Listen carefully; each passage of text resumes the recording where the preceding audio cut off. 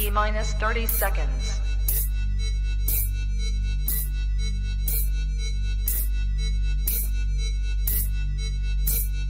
T minus 20 seconds.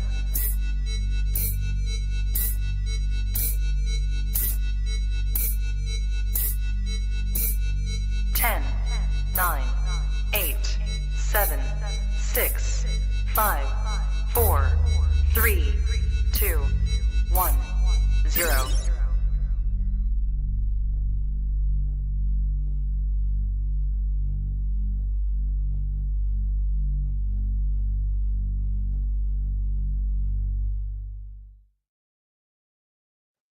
All right, guys, I hope there's somebody out there. Welcome. This week, it's a bucket list episode. Nick Mutton and William Filipek. We're going to start like we always do. U.S. Art, guys, common sense. Help any way you can. Doesn't matter what it is. Think outside the box. Everything goes a long way with these guys. Also, Super Show's coming up at the end of the month in January. There's not a guarantee I'm going to be there, but we're talking about it. Let's see what happens. I'm going to have a conversation after this podcast, but let's get rolling. We got Nick Mutton here. Again, William Filipek. Boom. All right. I know, right? I'm so frazzled. Okay, Nick, honestly, I really do appreciate you. Like I said, this was a long time coming. I've always wanted to speak with you on this podcast. I'm going to start the question like I used to. I want to hear about what got you in the hobby. I want to hear about that foundation animal that got your attention, you started breeding, and I want a little bit of the evolution of what got you to where you are today. You have to jump all the way back to 1979, and I was in kindergarten, and I went to a private school that was just kind of out in the woods, and I caught a gopher snake, and I stuck it in my emptied milk. It was a baby gopher snake that I had my milk carton from my kindergarten lunch that I stuffed it in there and brought it back and gave my teacher spits. And that was my first experience with snakes. And then over the time, my parents were fairly permissive, I guess. And, that initial interest, you're in the gamut of all green anoles and garter snakes and the odd frogs and toads and bullfrog and all this kind of stuff. And then there was a moment when you're a young adult, you're on your own and everything. And then you just have this epiphany moment, the light bulb goes off like, I can have any crazy pet I want now. And then so I got a green iguana, which turned into 5 green iguanas, which then evolved into a series of increasingly more difficult to obtain types of iguanas. And then I decided I want a snake. So I got the most inappropriate first snake you can ever imagine. And that was a mainland reticulated python, which was, frankly, retics are one of those things. It's like they lure you into that false sense of security. It's like, oh, I'm your friend. I'm a friendly pet retic. You can trust me. I won't try to bite your face with no warning at all. And then they try to bite your face. One snake becomes more snakes, becomes a menagerie of snakes, keeping snakes. Then you start thinking, maybe I want to breed these snakes. And that's where it all started. It just, it evolved very incrementally and gradually to breeding snakes, and then more and more and more snakes. And then it kind of took off. But I dabbled. I bred basilisk lizards and a bunch of other stuff along the way to get to that point. And then, I took a road trip to the San Diego many, many, many years ago, like 20 plus years ago. The biggest show on the West Coast was the San Diego Expo. And I drove all the way from Eastern Washington, which is like 25 hours, to the San Diego show. And I bought my first carpet python. And that's what started me down that road to where I'm at today. More than anything was that first initial carpet python. Okay. So carpet pythons for me, what was his name? When Star Python came to the United States, I was really good friends with Josh Roberts. So I was going to shows with them at first. Ollie, I believe, was an old school name that was coming up in conversation. That might have been somebody that he was working with back then. I understand that he's not everybody's hero in the industry, and I remember the little bit of chaos factor when he first got here.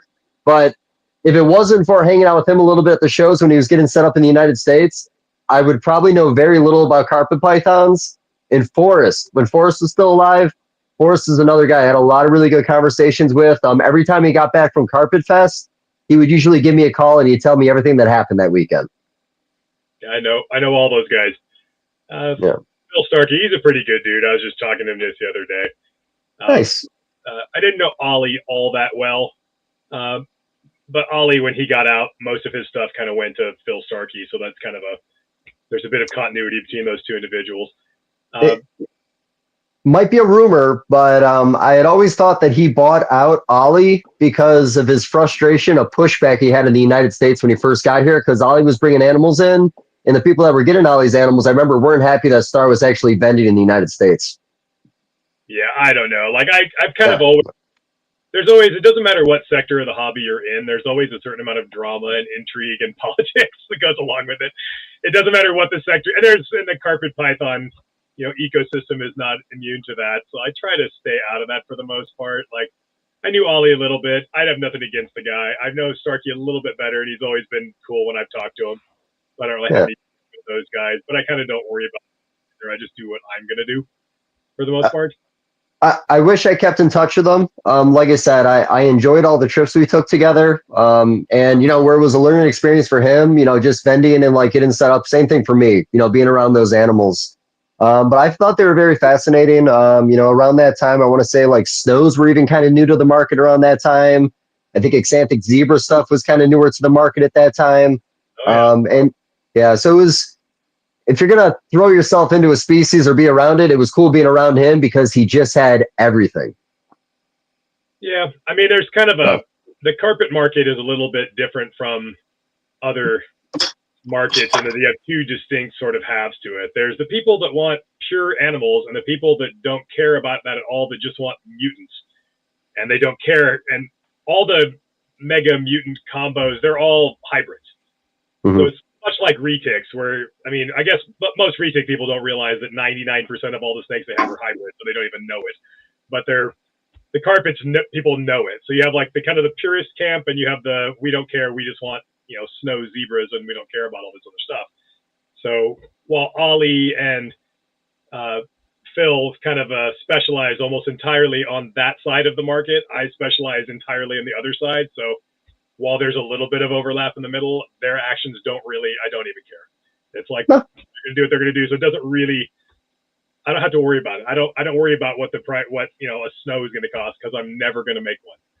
I don't. No, that's fair. Well, there's nothing wrong with that. And honestly, I've always said in the market, I've never really been one to bring anybody down for what they decide they want to do. There's enough room in the market. We could all police it how we want. Being a blue tongue skink guy, we had our roller coaster when it came to policing that over the last decade. And I will say, I believe it's really loosened up in that community now that Ron St. Pierre and Heather are working with mutations.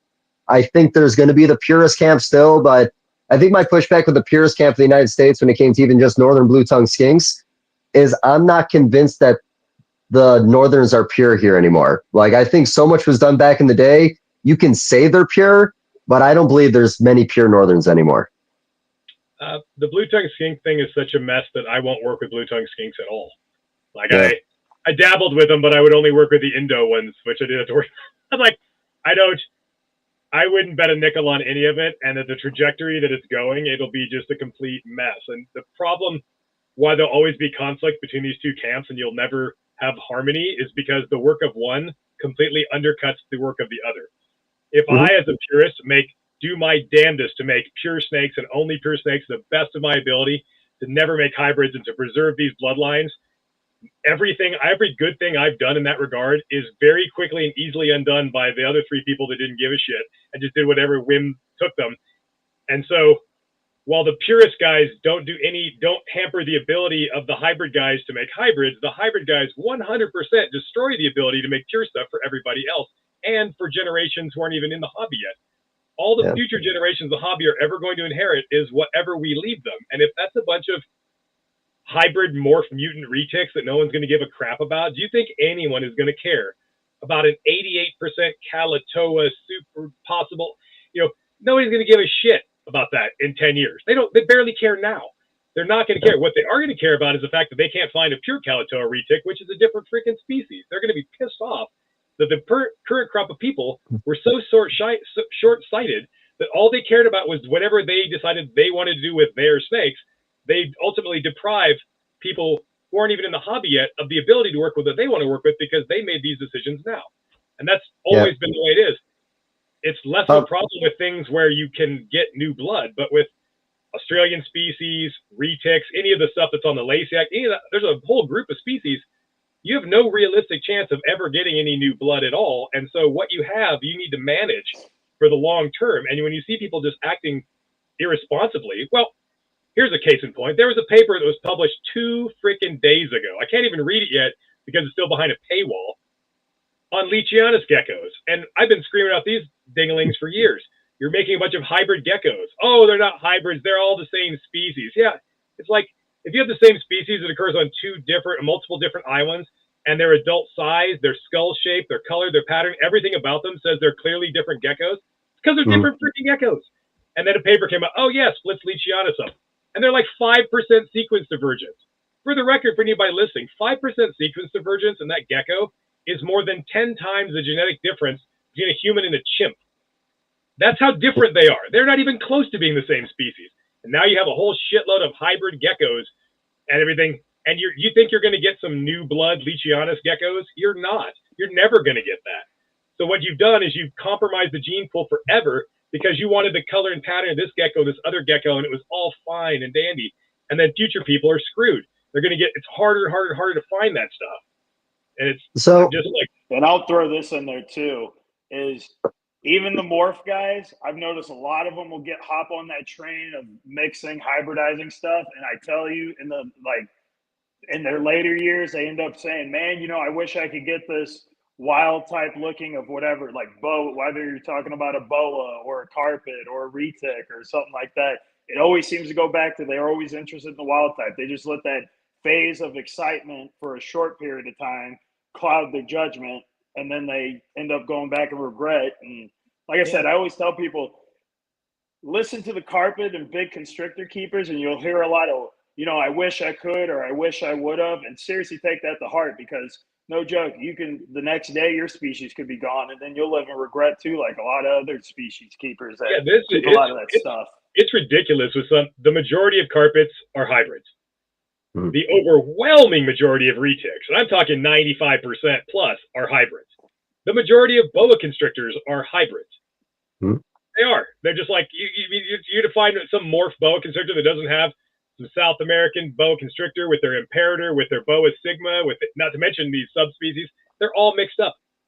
They're all mutts. And it's like, if you don't care, that's fine. But people not caring, they're making a decision for other people they don't even know, who won't have the option of caring down the track. It's mutations introduced to any species, I think clearly is why we run into a lot of this stuff. Leachianus don't necessarily fall into that category, but and like I said, with the boa community, because boas is probably the one thing I've done the longest. And I'll talk to people at the shows, and they'll be like, "Is this a pure Colombian?" And I'm always like, "Probably not. None of our hypos came from Colombia, and there was one that Jeff Ronnie, I believe, discovered or got in an import, but at that point, the water was so muddied, there's no pure boas anymore." Unless some of the dwarf stuff. You had Central American boas or hypos that got bred to Colombians so much that people assumed they were Colombians. And now these are all different things. And Colombia is kind of a screwy place anyway. I mean, because it's geographic position and everything. It's like, what even is a Colombian boa? It's a mess. And once you make that mess, you can't fix it. Really, you can't really fix it. I just wish people would think about. Too many people in the hobby, and this is my hot take, I guess. I don't know why it would be a hot take, but people need to focus on what they should do, not what they can do. Everybody's so obsessed with what they can do. It's like, you can do anything you want, but it might be a terrible idea. Like it's like, you have the absolute right to do whatever you want with your snakes, but I have the right to point out that what you're doing is stupid. Like that's just like, it's short-sighted. And some of the stuff, there are 4 species of retics.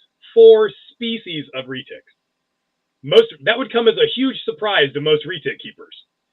They might suspect that maybe the little dwarf retics are different subspecies. That's the reason why there are subspecies is because DNA testing when they wrote those papers was expensive and they didn't want to do it. So you just slap a name on something that is obvious, in which case your name is then stuck to it forever, and you let somebody else pay the bill later to do the sequencing. But there are 4 species of retics. I now have a pair of each of the 4 species. It was ridiculously difficult to get a pair of all 4 species. Way more difficult than it should be. Way more. William, I imagine some of your stock came from Nick on that? Well, the Retics Not stuff, Retics. yeah, not Retics. Anything Morelia did, or everything Morelia did. It's tough. And you know what the hardest one to find was? A pure reticulatus. That's Yeah, a that damn one's indictment of the really hobby. hard. If the hardest one to find is a pure reticulatus. And then before they closed export or got put on the Lasiac, you used to be able to get Sumatrans and all of them all the time. They used to be I'm the old most enough to heavily remember when, imported to all of them. for decades, the most common retics coming to the hobby were from the Philippines because the Philippine export, you could get them for $35 Okay. for Philippine Yeah. retics. Okay. I remember Thousands of them came in, Sumatrans. but Yeah. they got all put into the genetic Put in. meat grinder with everything else for the sake of morphs. And Right. now you can't, to find a pure pair of retics that don't have any, because if your morph retic has some, they all have some percentage of dwarf blood, don't they? Which is a different freaking snake. It's like, it's not a, it's they're all like that. You can't find anything that doesn't have anything like that in it. It's just a mess. And people don't seem to learn the mistakes of the past. Look at the dwarf berms. They keep making the same dumb mistakes. Like they're just like, oh, we'll just do this again. Like, let's just, what people are actually bred a few pure progs shy now. We better put those males of those full size berms and just keep doing this. Yeah. Like, what are you doing? Like, you have no hope in hell of ever getting another one of those in the United States. What you have is this tiny little population. You should do something good with it. Nope. Right. Nope. So, it's like, oh, go ahead. It's like, and the people that breed them, what sells out first? Oh, the males. Why? Because they want to breed the males to other shit. It's like, it's nuts. I don't mean to jump around. The small gene pool that you're working with, though, how many generations do you think before you might actually run into issues? Or do you think the fact that these are from smaller islands, they're used to essentially almost being inbred? That is a complicated thing, and there will be people, I can already see, there'll be some comment section somewhere where some person, inevitably, some dude who just got out of college and everything and wants to take me to task on what I'm about to say, because that has happened, that exact scenario has happened multiple times on this exact issue. And they'll tell you that, they'll bring up the same nonsense about how cheetahs are going to become extinct because of inbreeding depression and all this kind of stuff, which is nonsense. But what happens with animals in small island populations, there's probably a lot of island populations that don't last very long because of inbreeding. You can certainly have inbreeding related problems and it can tank a population, but it doesn't always do that. The fact that we have thriving populations on islands of millions of different things shows that that's not the case. Island populations are invariably started by just a tiny, tiny, tiny number of animals that then are inbreed like crazy. And over time, if they persist, genetic diversity will slowly return, but you still have founder effect and you have very, very similar population genetic level. There was some paper just came out, I think it's late last year, early this year, on Wrangell Island mammoths. The last woolly mammoths on the entire Earth lived till about 2,900 to 3,000 years ago. So there were literally woolly mammoths still on the Earth when the pyramids in Egypt were already almost 2,000 years old. There were still woolly mammoths on an island north of Siberia. And this island, they were able to figure out that the original population of mammoths was only like less than 30 animals that got stuck on this island. By the time they went extinct, there was like 3,000 mammoths on the island. And they didn't die of inbreeding depression. They don't know why they died, but they look at the health of their genomes from sequencing all these tusks and bones laying around this island, and they actually got genetically healthier over time. They had a real hard time at the beginning, and then they came out the other side of it. So that's, in and of itself, is not a problem. Anybody who's read Swiss Webster laboratory strain mice for feeders, there's an entire laboratory strain that's been bred brother, sister, father, daughter, ad infinitum for 100 years for the express purpose of being genetically identical. They're basically clones that were made the hard way. Because for medical research, sometimes you want to test the effects. Having genetically identical test subjects and then also having genetically diverse test subjects are both equally useful for replicating results and that kind of stuff. And the only thing that bad happened to those mice is they became super productive and have more pinkies than a normal mouse has, but they're a little immune compromised. They don't really have a great immune system, but they produce mice like crazy and they are genetically identical. So one of us, we are extraordinarily inbred as a species, and we seem to be everywhere. So the idea that inbreeding alone is going to take something out. Humanity has had a couple of genetic bottlenecks, massive genetic bottlenecks, where we almost went extinct a couple of times. Once in our own species, Homo sapiens, and one in a precursor species about 1.5 million years ago, where our gene pool got whittled down to basically almost nothing. And we seem to be doing just fine. So inbreeding and inbreeding depression is not the ideal, obviously, but it is also not the kiss of death either. And again, you're probably coming more from a morph aspect. Now, those are genetic defects too. Mm-hmm. We're not talking like wild type animals. I've noticed if I have more problems with issues with animals, it's usually morphs, not typically wild type. I mean, I'm not saying you can't with wild type, but generally speaking, morphs are where you're going to get a lot of your issues, like, you know, deformed faces, kinks, and, you know, reproductive issues, stuff like that. I mean, cancer even. That's the big thing, the elephant in the room that the hobby never wants to just acknowledge. It's like a lot of us realize it, but no one wants to talk about it. It's like we are aggressively, selectively breeding for less fit animals, for broken snakes. A mutation is a broken gene that doesn't do any of its jobs right. And all these genes that we covet that control aspects of color and pattern, genes are weird. Most genes are responsible for multiple different jobs. They have a color and pattern job, but they might be in an ancillary capacity also partly responsible for something completely unrelated to the color and pattern. And if your gene mutates and it doesn't do its color and pattern job correctly, it's not doing any of its jobs correctly because it's fucking broken.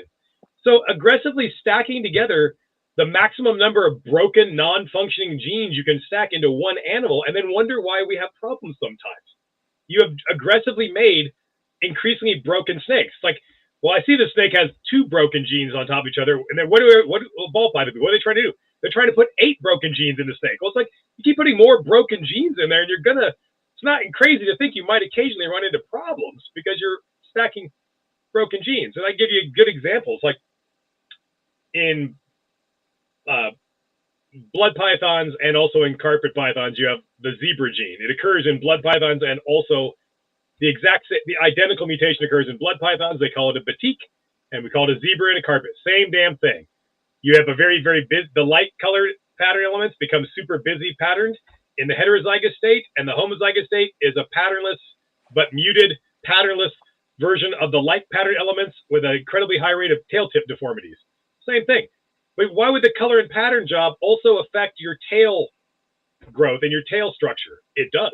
Seemingly unrelated things controlled by a single gene, or a cinnamon ball python, any of the black snake complex in ball pythons. Yeah, it overpigments the snake, but also increases the risk of spinal deformities and facial deformities, which are seemingly unrelated to color and pattern, but it has a role in that also. So we shouldn't be surprised that morphs have baggage. We should be surprised that so many of them don't have baggage. That so many of them are problem-free is probably should be more surprising than that some of them do. But aggressively piling on as many broken genes in one snake as you can is probably not the best idea, especially when some of them have issues. Morphs do motivate people in the hobby, especially sometimes outside looking in. And I will say one thing I believe in the hobby right now in this conversation, what I've seen, I believe that there is a generation of purists that are coming through right now. And I think it's almost connected to the bioactive section of the hobby, that mindset that goes there, the more naturalistic settings. I think there's actually a new generation that comes in that you'll probably prefer better than the past generation. I don't begrudge morphs. I'm sitting behind a wall of 250 baby carpets, and there's all manner of morphs in those. There's also wild type ones too, but I don't have a problem with morphs per se. They're interesting, but the reality is they're not better than anything. They are just different than. And that should be a quote on a shirt. It is. They're not superior to wild type in any way. They're just different, and they're different. But what draws people to them is that they are new, and therefore it's different, and therefore it's exciting. But you know what happens to new things? They very quickly become old things, don't they? I remember selling pastel balls for $3,000 for females, and there was people lining up to buy them for that. Now, a pastel is a detriment, and you're trying to get rid of the gene. In most ball python people, you're trying to get it out of your. I remember Kevin McCurley selling spider balls for $7,500 a piece. Now you're trying to purge them out of your collection because they actually have negative value. Not only do they not add value, they actually subtract value by being there now. So they're flash in the pan, sort of. This is popular now because it's new, and when it's not new anymore, no one gives a crap. Well, limited mutations back then, I think, made people work with the more defective ones, like you're saying, the spider ball python. But I will say that there was a little bit of policing within the hobby, especially in ball pythons, where they got away from some of those genes that maybe we shouldn't be messing with. Yeah, I don't know. mean, Is that true? I want to say, is that necessarily true? Because it seems like people are really trying to go for those power balls again. And I remember seeing a bunch of power balls with a lot of issues. I have a good friend that made some in, 100 miles away from me, and he made some of the first power balls in the country, and they were an absolute shit show. Like, they were beautiful and they were interesting, but they didn't die, but they were like, I don't know, they were a mess. Like, they were a mess. Yeah. This might be a lie, but I think the one that Tracy Barker had, she had it, or like the original super, she had it on a table for pictures. And I believe its erratic movement made it fall off the table. And the rumor has it, when it hit the floor, it actually killed the animal. Rumor has it. Who does? I mean, why are we making snakes that are that broken? Like, that's like, I guess, like, why are we doing that? Like, I struggle with it. I've made any number of jags. There's, I think, one jag behind me that I made on accident. Sometimes I'll have to bring out animals out of retirement because I need them for a specific reason. The reality is that things people don't like to talk about. Snakes don't live forever. And things that are alive tend to get unalive at some point, don't they? Like, they tend to... We having some technical problems? No, we're good, buddy. It's just my light. Nobody likes looking at me anyways. Okay. I'm just saying, sometimes, like, animals, you breed animals and they don't always live forever. Well, they never live forever. And so sometimes I'll have animals that are just living in retirement and I'll need to bring them out of retirement. Basically what happened in this case, I had a super caramel tiger jag that I hadn't bred in years, but I need to bring her out of retirement because my only super caramel that I knew was a super caramel female got egg bound and died. So I accidentally made a few jags. I don't, and even that, I'm kind of like, they eat, they grow, they doesn't shorten their life expectancy. They don't seem to be aware of their issues. It's not the worst thing in the world, but even I sometimes struggle with the ethics of breeding animals that have potential issues. So I'm not holding myself up as some paragon of virtue in the issue, because I certainly have my own conflicts with it. But I do think when you get to the point of scaleless snakes and things, at some point it's not cool for the snake anymore. Well, then there's like an appreciation that gets lost too. I mean, I think the problem with hybrids and morphs in general, it tends to be that you just lose the appreciation for that species, and then it's just about what it looks like. And it's kind of like the same thing with like dogs. Look how many people love their dogs but can't stand wolves and coyotes and are trying to purge them from the U.S. It's like, you don't realize the coyote's just a dog. Yeah, and people can't stand them. And shit, when they passed that bill to release 10 coyotes in Colorado, the farmers lost their mind.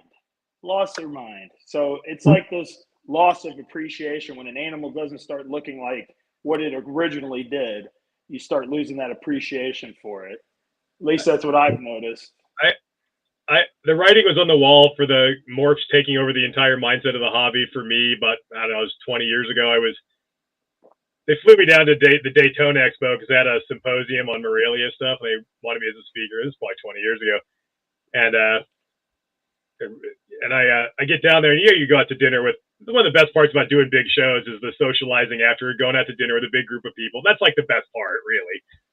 The social aspect of it, hanging out with your like-minded individuals. And I had picked up a pair of captive-bred annulated tree boas that were the direct linear descendants of the ones from Gerald Marzek in the Ross and Marchek book from 1993. And I was super stoked. Got a red one and a brown one.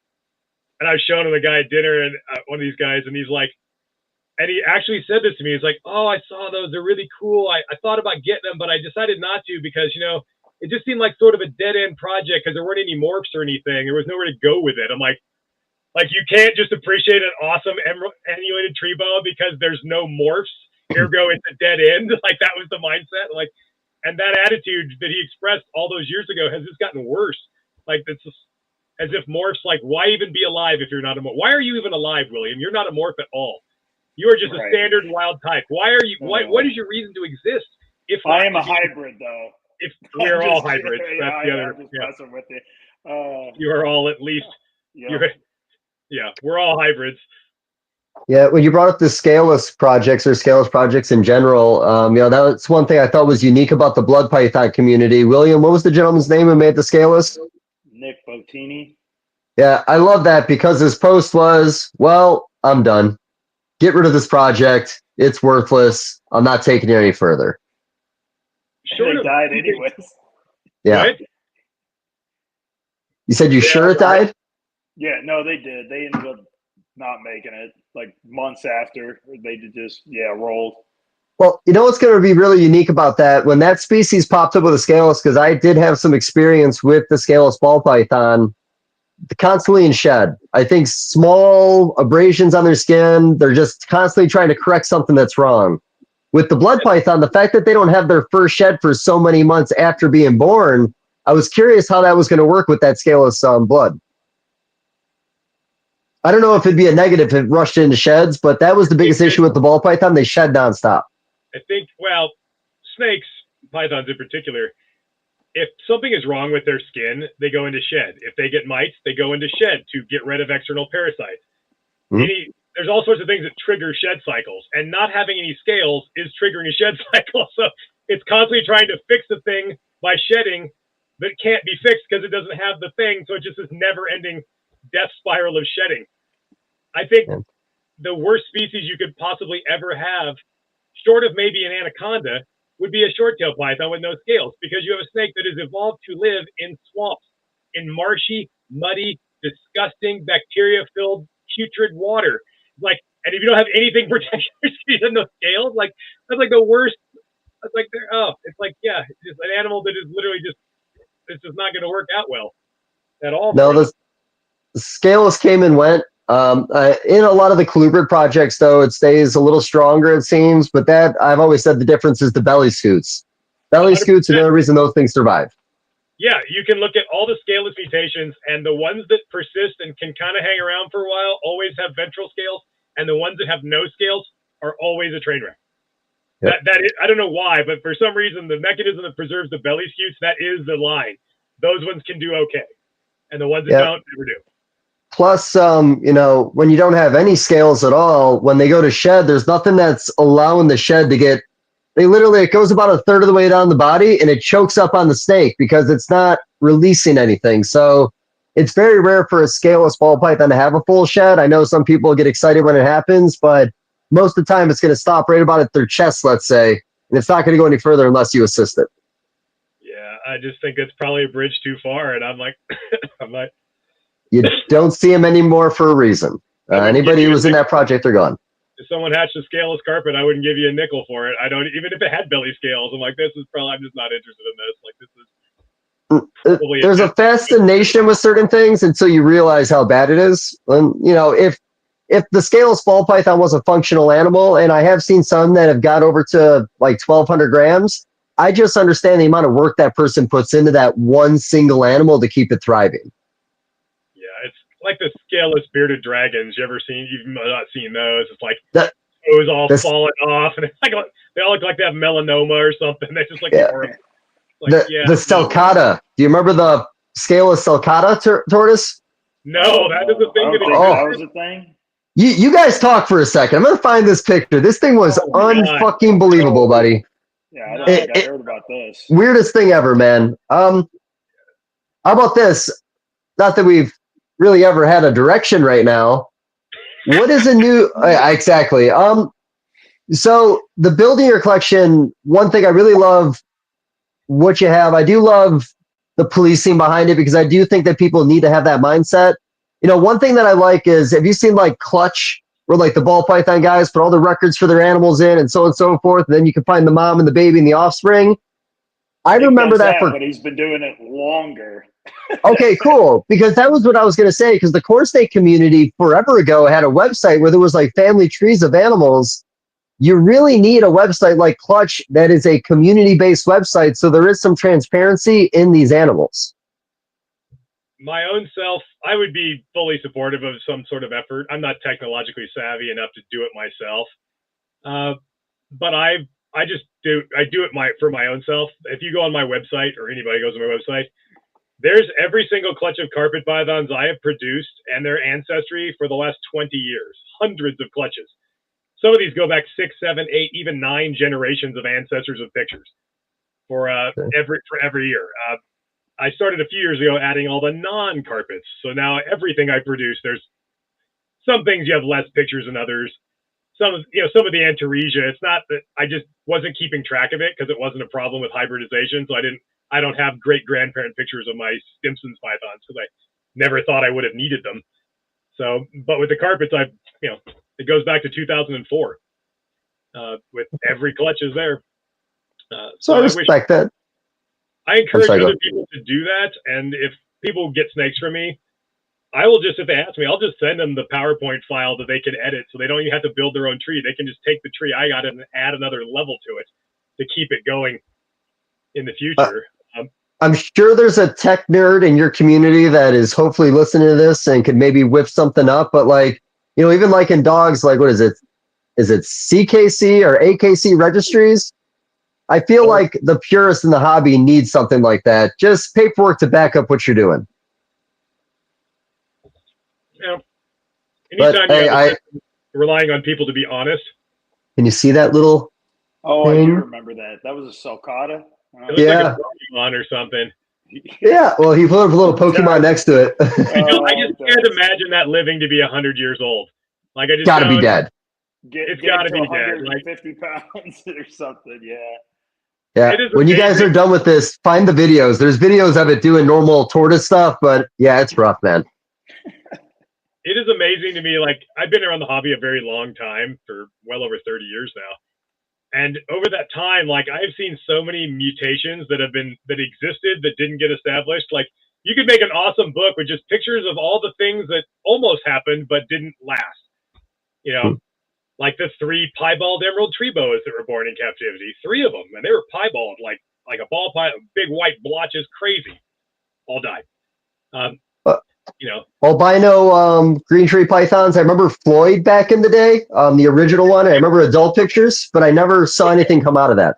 There have been a couple. There was a pure Maruki one in the United States. There was a hybrid one from that same line in the United States. There was a wild Floyd just died, by the way. He lived a very, very long life. Just so you know. Hey, rest in peace, Floyd. Yeah, there was a wild Biak albino chondro that never came to the United States. I don't know whatever happened to that one. There have been like even things that like exist now, like there have been multiple like wild caught albino Suriname boas, but there have been multiple wild caught albino Brazilian rainbow boas because the first one didn't make it, and then a long time goes by and then another one gets found. There was an albino anaconda before the albino anaconda.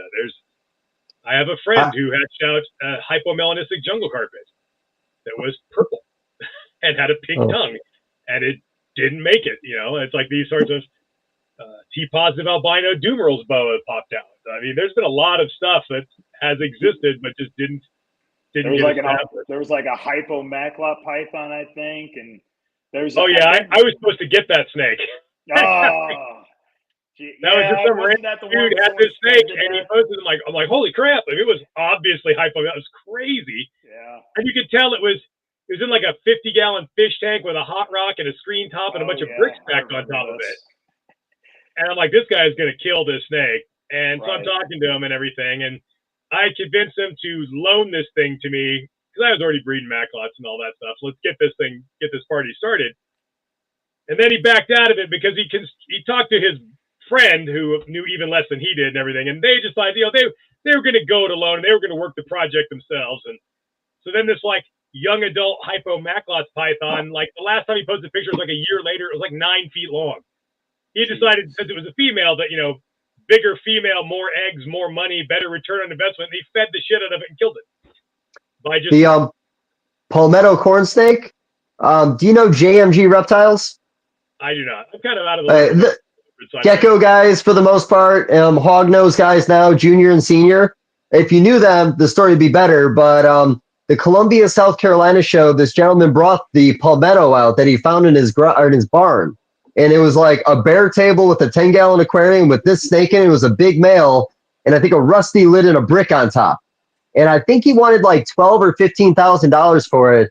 And JMG went over to talk to him about buying it. Senior wanted it because he was a corn snake guy at the time. And he offered him, I think, a pretty reasonable number. It might have been like $12,000 cash. And the guy's reply was, I'm not going to take any less. I'll just go home and find more of these in my barn and produce them myself after I make this male really big. And at this point, Senior lost it on the guy, called him an idiot, said he's going to ruin it for everybody if he does that. And that is the truth, man. The wrong person with these mutations can truly mismanage the project from the ground floor. I've had that potential new mutation thing in species that were in my sort of wheelhouse. That's happened to me 2 or 3 different times where there's a thing that might be a thing, but let's face it, like most mutations don't prove to be heritable. Most potential morphs don't prove out. They mostly don't. So everything is not genetic until you prove that it is.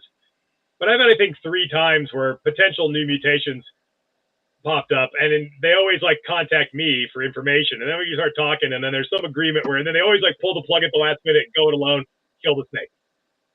There was a potential hypo-coastal thing probably a decade ago, and same sort of a thing, and then like, oh, I'm gonna go it alone, and then like, yeah, where's that snake now? Right? Like whatever happened to it? Like it's like they always, I don't know. Sometimes you end up with the right snake in the wrong hands. That happens pretty frequently. And this idea that bigger is better and that the bigger female is going to lay more eggs. It's like, yeah, sometimes they don't lay any eggs and they die. Like, you don't really want to do that. Like, but I don't know. So. Yep.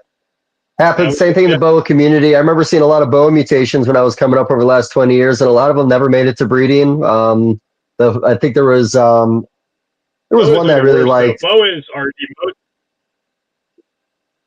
They keep you humble.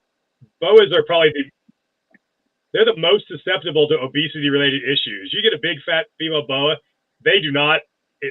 You might get a litter or 2, and then that snake's gonna be dead. You cannot have giant, huge, morbidly obese female boas.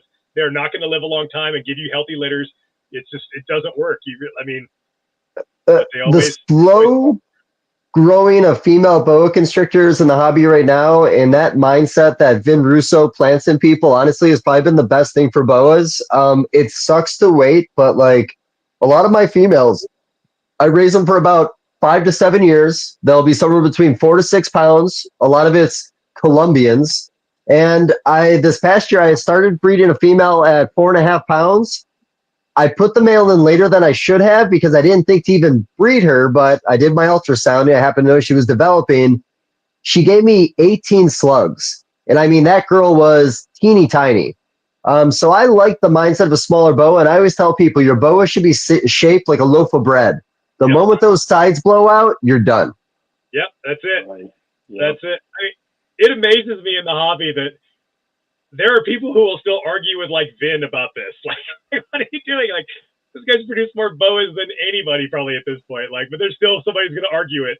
It's like, we all love arguing. I'm a big debater myself. I wouldn't use the word fortunate because that implies that some magical thing happened, and it's like you usually like it's because you made something happen. But I've been around the world quite extensively, and I found a lot of snakes and a fair few pythons in the wild. And what I've never found is one that was round. Not once. I found a lot. I found, 5 or 6 black-headed pythons. I found carpets. I found a lot of this stuff in the wild. And even when you find something that's like in really robust health, it is not round. Like wild pythons and boas do not have the luxury of excess body fat. They don't have that. It doesn't work like that. They're like, they're fit and lean and muscular, but they're not round ever. Right. Okay, I would say MJ keep popping in. I think he's. Hey MJ, if you want to hang out, buddy, jump in. You don't have to just sit over there. Listen, I'm literally putting together David Braun perches for my fucking chondros. Okay. Listening to this epic ass fucking episode. You guys are killing it. You're fine, but anyways, like with Nick, but wouldn't you say the other aspect of it too is, say with like with wild snakes, I've seen a few wild pythons myself, but I'll also say they don't look like total shit. And what I mean by that is when people look at a Superdorf retic, most people in captivity go, oh, they're wild. These wild animals that are 5 to 6, maybe at max 7 feet long. Oh, that's because they're riddled with parasites and they're going to be tiny. But then we get them in captivity. We get them 8, 9, 10, 11 feet long because we go, well, that's the wild animal because that animal looked like shit. And I always think that's an ass or a ass backward aspect of it too, is just because that's the way they're supposed to look like. Now, I mean, I'm not saying you don't get skinny specimens, obviously, but I don't, it's kind of like when you equate it to any animal. I mean, I was telling people, you don't look at, like, when you see gorillas in the wild, people don't go, well, that's an underweight gorilla or an underweight lion or underweight any other animal out there. But snakes, for some reason, get dubbed, it's in the wild, it must look like shit, so we need to get it bigger, To make this, I find it's useful for people a lot of times if you bring it to like a human analogy that they can get their brain around. And this might be a little wonky for some people, but you'll understand, William. It's basically like the wild snakes are always like, if you look at this like you and I are fitness people, I guess, and your captive snakes are always on a perpetual bulk where they don't do any cardio, and your wild snakes are always lean and on a maintenance where they have to work hard to get food, and the food comes infrequently, and they have to work their ass off. They have to expend a bunch more energy to get fed less often. And your captive animals, yeah, they're big and fat because they're on a never-ending bulk where they just sit on their asses on the ground, don't do anything, and they didn't have to kill anything. A dead rabbit just shows up every so often, and they don't got to do anything. And 100% of that surplus of calories from their bulk goes to growth because they don't need it for hunting. They don't need it for anything else. They have no calorie expenditure at all. It just all goes to size, and they wonder why these things get really big, really fat in captivity, and don't live the life expectancy they would if they were smaller and leaner. So that is one nice thing about, I always say that ball pythons for a lot of people are the gateway drug to get in the hobby. It builds you confidence. It's really hard to fail at a ball python. You can feed the fuck out of it. It's probably still going to live a long life. So there are advantages for people that come in the hobby, because I know a lot of people that come in on hard species fail and get out. Ball pythons give you a little confidence. It makes you think a little more when you get into what you're doing next. It is the gateway drug in the hobby, for sure now. Okay, can I say that? Can I say though, guys, that could be very dangerous. Like the fact that ball pythons are so easy, that's where most of these people fuck up, and they think it could be just as easy to breed anything else. And yeah, you're right, Dave. A lot of people get away with just power feeding the fuck out of ball pythons, but you do that shit with anything else that you guys work with, you're not gonna be able to pull that off. No, 100%. I deal with this all the time. Like for the last 5-6 years, the number one new customer I get is a ball python person who's looking to branch out into other things.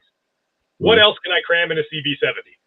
That's the crowd with my ball pythons. And they are always, not always, but most of them seem utterly just stupefied that you can't just, I can't just stick it in this tub with no heat, no light, no nothing at an 80-degree flat room temperature around the clock with no temperature cycling, and it will just grow like crazy and breed like no, it's like ball pythons are entirely domesticated. All their reproductive parameters are artificial.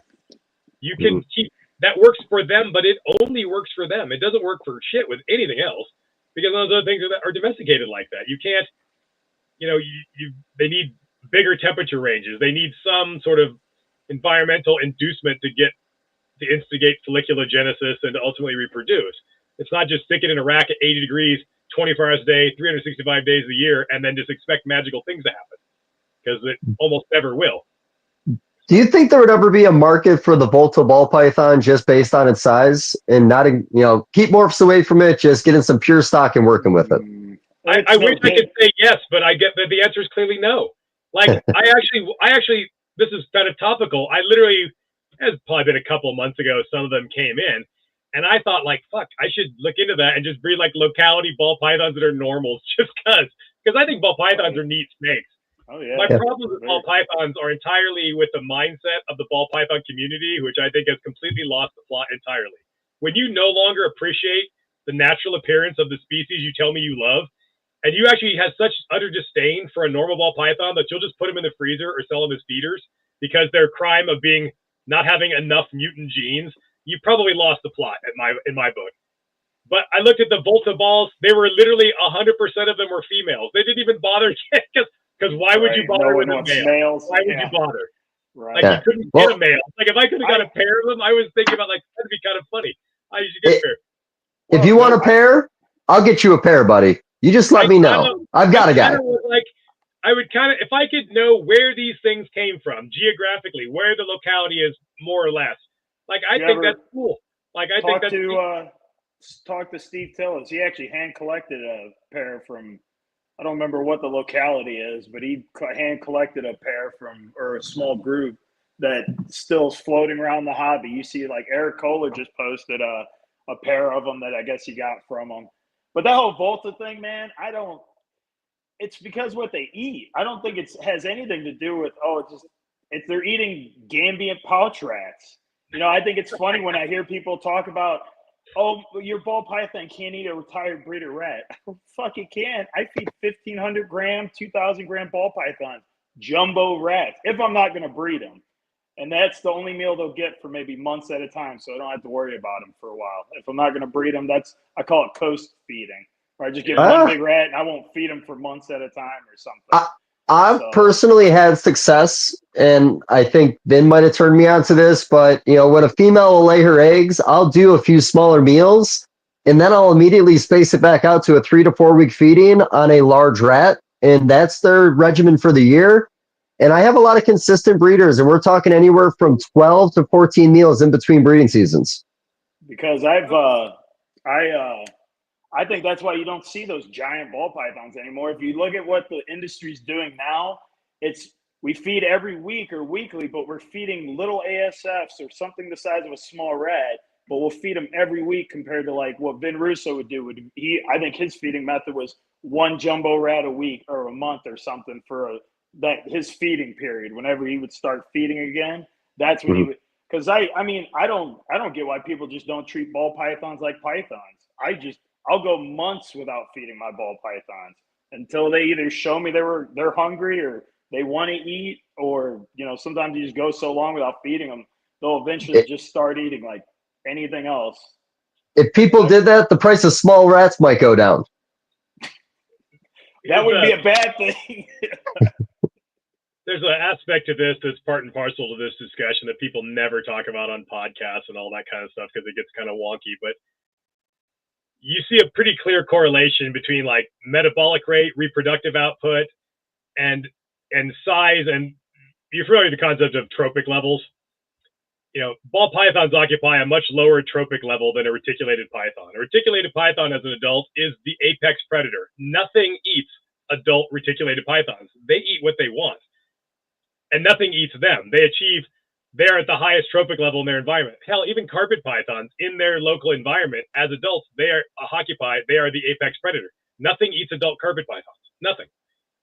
When they're juveniles, you know, a lot of things eat them. But ball pythons, things like ball pythons and Antaresia and these smaller species, chondros, they occupy much lower trophic levels. So even as adults, they never achieve that don't got to worry about it, nothing can eat me now phase.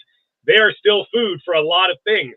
And so things that occupy lower trophic levels like rodents and insects and small snakes, small pythons even, they tend to reproduce in greater numbers because they get eaten. Even the adults get eaten. So you tend to have more frequent reproduction events. They'll breed more years in a row. Sometimes you get to things like house snakes that are really low trophic level. They'll lay more than one clutch a year, every single year. They just start laying eggs and they just never stop until they die. They're perpetually laying eggs, like geckos, which are always laying eggs, low trophic level. Reticulated pythons, it's something every few years you lay a clutch of eggs. So ball pythons, their ability to recover quickly and lay eggs over and over and over again, multiple clutches throughout their lives, is partly because they occupy this lower trophic level. I've seen the same thing with like children's pythons laying 15, 16, 18 consecutive years in a row without a break. Ball pythons will do that, but your carpets won't do that. Your retics won't do that. Nothing does that unless it's small, because they have to make up for the fact that they're still on the menu by overproducing. Have you noticed, Nick, with size, right? So back to the size situation, even with ball pythons, I've noticed the smaller anywhere from like 1,300 to say 1,800 grams with ball pythons. I noticed they'll breed very consistent, like every single year. But then when you get them, it seems like over 2,500 grams or so, I think it has to do with it takes more to build those reserves back up again because they're a lot bigger, but they just don't seem to breed nearly as often as say something a lot smaller. Like I've noticed that in carpets too, but I mean, just whatever, the bigger they are, you know, even retics, you know, smaller retics. Here's another like I guess us old timers, I talk to a lot of old timers like myself, a lot of friends in my sort of peer group, I guess. And we all know this to be true, but nobody ever talked about it on podcasts or on the interwebs and everything. But here's a brutal truth that people don't want to confront. The reality of this is that for the most part, a female python, if you get 4 or 5 clutches out of a female in its entire freaking lifetime, that's about all you can realistically hope for. Sure, there are outliers that will lay more than that. There's also some that lay 1 or none and die. You do not get 20 clutches out of a carpet python ever. Things like ball pythons and the Antaresia, these smaller species at lower trophic levels, you can, but with anything that's even medium size and on up, you don't. Have you ever seen a retic breeder get 15 clutches out of a female retic? Because I'll bet you haven't. Or a boa constrictor that laid had 12 litters or 15 litters? I fucking doubt it. You don't. So my comment on that is because most of those communities are working with morphs and they recycle through new morphs, so they wouldn't take an animal 15 years of breeding it. Well, the turnover rate, because you're chasing after more mutant genes, definitely it makes it harder to gather the data. But in my own experience, I've got any number of 20-year. I have multiple 20-year-old adult female carpets, some of which I will breed this year. I'll try to breed a 22-year-old olive python this year. She might go. I don't know. I mean, it's like you don't see that with other stuff. You don't. But even if that 22-year-old olive python goes, it'll be like her 6th clutch ever, and she's 22 years old, because they just don't do that. Like the ball python thing. I know. I was talking to Eugene Bissett, who's anybody that's been around and knows Eugene is a character. Yeah. Like, you kind of have to like Eugene. He's the funnest guy to talk to ever, but he's talking about gathering data for something I was working on, and he had a ball python that laid, it was some obscene, like 24 consecutive years in a row. Jesus. It was like a 28-year-old animal, and it laid like 24 years in a row, and then it just died. It just like he said, like he just knew. It was like, I bet this is the last one. She laid, got clutched, and just keeled over dead, but laid almost every year in a row for like a quarter century. It's like those species are outliers. That is not the norm.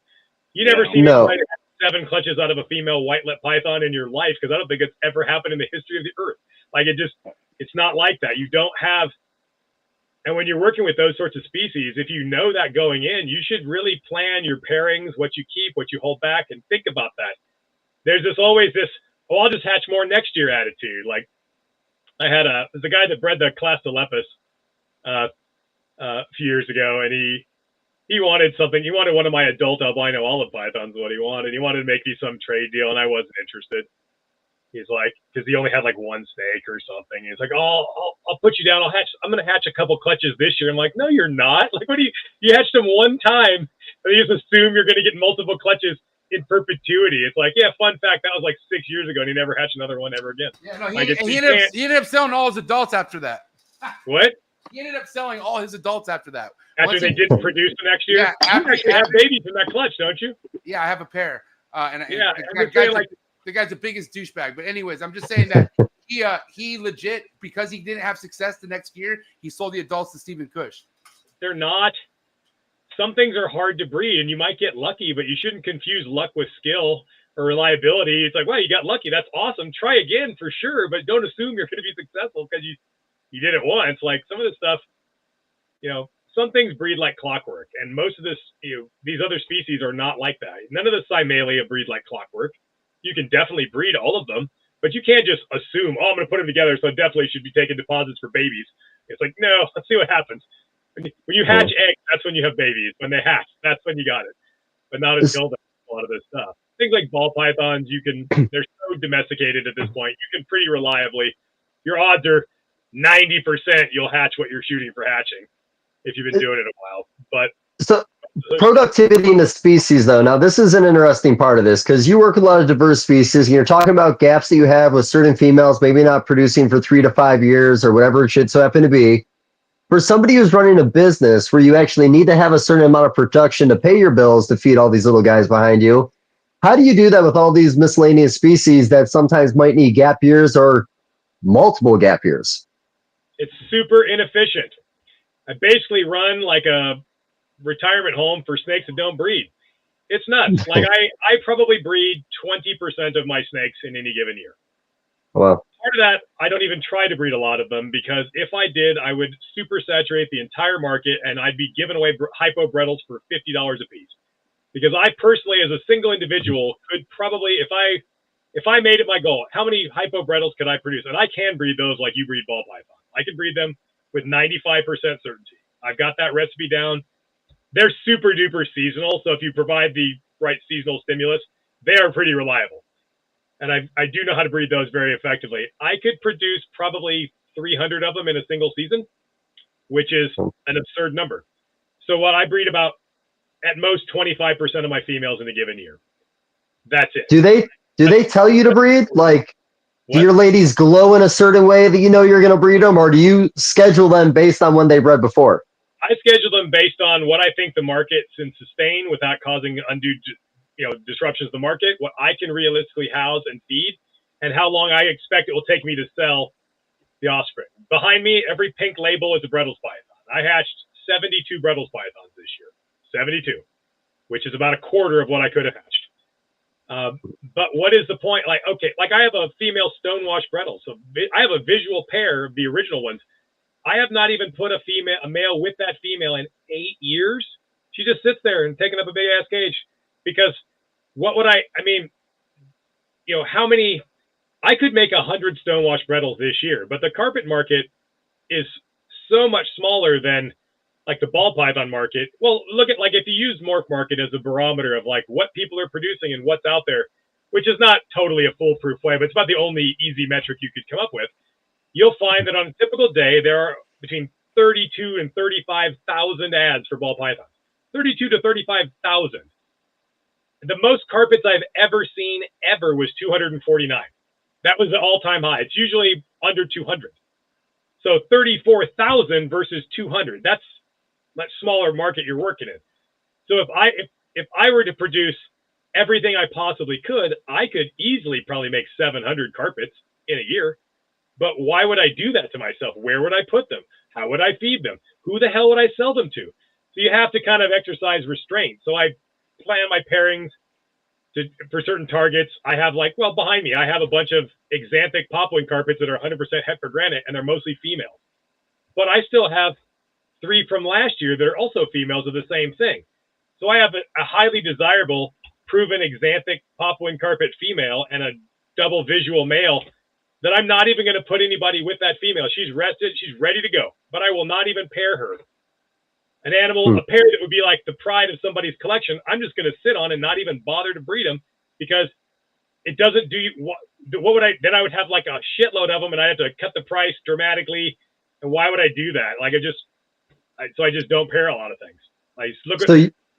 You single-handedly can dictate market price on these, is what you're saying. I can't raise the price, but I can single-handedly crash the price. So yeah. So I guess the moral of that story is don't get into race to the bottom with me. I had this massive arsenal of these things, and the only reason that they're worth anything is mostly because I choose not to breed a lot of stuff. I have 15 female jungle carpet adults, 15 females. Things laying 15, 18 eggs a pop. That's a fucking lot of potential offspring. But I've never even paired half of the snakes that I have. I think I have 26 adult female Antaresia. 26 adult females. Last year, I produced 11 clutches of Antaresia. I have a lot of them on the shelf. I'm going to probably pair like 5 females, maybe 4 females, and that's it. I'm going to sit on things I just produced. I finally have 2 female T-positive albino children's females that are ready to go. The only 2 adult females of these things that exist. And I don't even know what to do with them. I may not even breed them.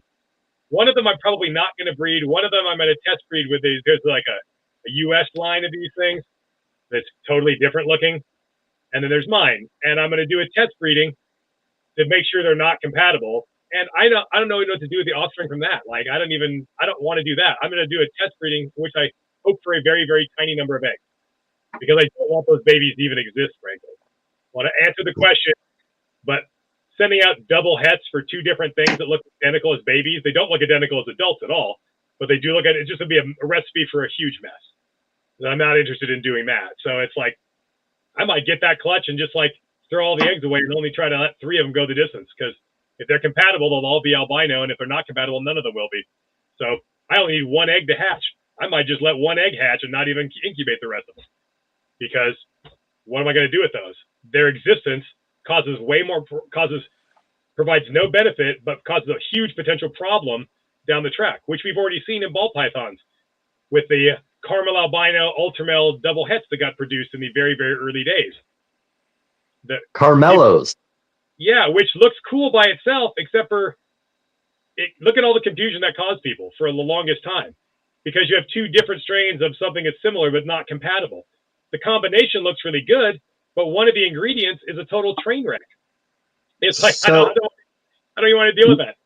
Not talked about a lot, but Sharp and Call albinos and boas, because Sharp was buying stock from Call when that initial animal came in the country, and then Brian Sharp imported his albino, bred it to Call hets, didn't make visuals to figure out that his was unrelated. So there's probably still some double het Call Sharps out there, and I'm sure there's some shit that's popped up that people don't realize it. It's nuts. Like, that one always mystified me. Like, I actually I was actually a ball python back then, to Brian Sharp. And even at that point, Sharp himself did not have his own strain of albino boas. All he had were some Call albino Suriname hybrids. That was like, he didn't even have his own line at that point.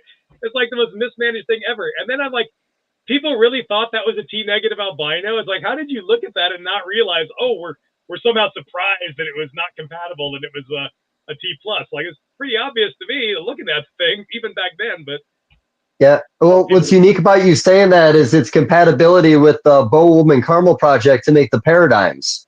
Yeah, and then the guy that made the paradigms, I had a little dealing with that guy, and I tried to save this guy, and he just was not interested in being saved from his own just like not understanding of things. He had made the paradigms, and then it was like a carpet python deal. There's a European that imported some carpets in the United States, and then they didn't sell at the expo. He thought they were going to sell it, and this guy was babysitting him. So I was trying to get these animals from him because he couldn't send them back to Europe. Deal ended up not happening. We're talking about this boa project, and I just told him, I go, here's what you're going to find. You're going to learn a very excruciatingly painful lesson, and you're going to prove me right. I go, he was convinced that he could breed paradigm to paradigm and make some sort of super. He did not understand that they were allelic.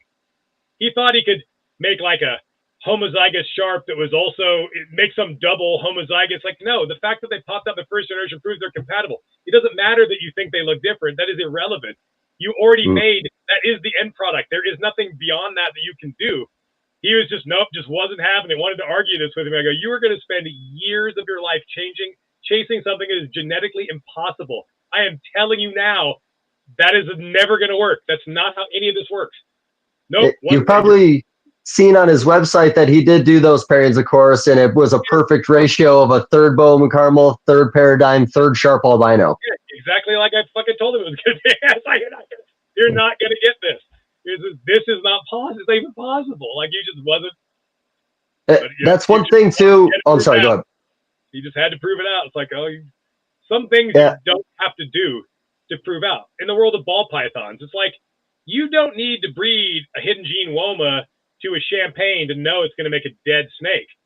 You don't need to do that. You can like there's a group of snakes. Any combination of them makes a dead white snake. If there's if a spider to a champagne makes a dead white snake, and a champagne to a hidden gene woma makes a dead white snake, ergo a spider to a hidden gene woma makes a dead white snake. You don't need to.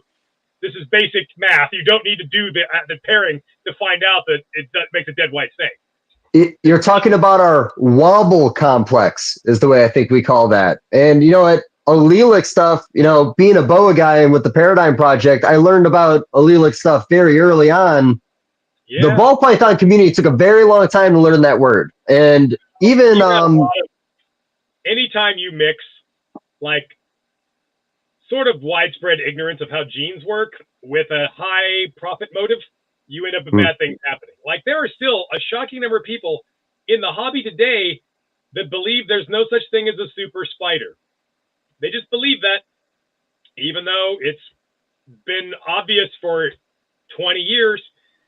As a person that's literally posted pictures of super spiders and talked about that and gotten absolutely like angry mobs of people with pitchforks and torches coming at me like, anything in the world but somebody lied to you. It can't be that someone lied to you to make a profit. It has to be something else that you're just mistaken about. It's like, no, it's the dead white snake.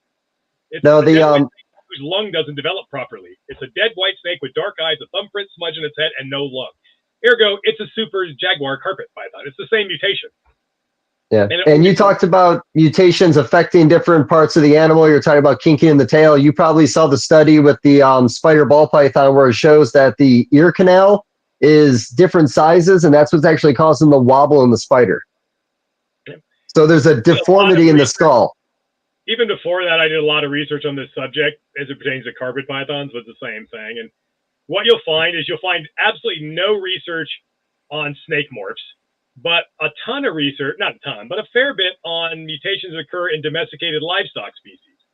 And almost all these same mutations occur in livestock. You ever notice that people don't realize, like they're feeding piebald rats to piebald snakes, and they never make the connection. The hooded rat is the exact same type of piebald as the ball python that's eating it. It's not even, they're different types of piebald. The stonewashed Brettles is a form of piebald. It's just a very subtle one. But the hooded rats that we feed mostly are the same exact form of piebald as the rats, as the snakes that are eating them. And also, every dog you've ever seen in your entire fucking life, if it wasn't a coyote or something, was piebald. You ever seen a dog that didn't have white? Nope. You ever seen a house cat that didn't have white on it somewhere? Nope. They all have white. They're all piebald. Every cow you've ever seen is piebald. Almost every horse, every pig. Think of any domesticated animal. Now try to find one that doesn't have some piebald patches on it. Because piebaldism is associated with lower adrenal gland output. And when you domesticate animals, as adrenaline levels drop, because you're selectively breeding for mellower, more cooperative animals in the domestication process, below a certain threshold, we don't understand why, piebald starts popping out. There's a strong correlation between piebald and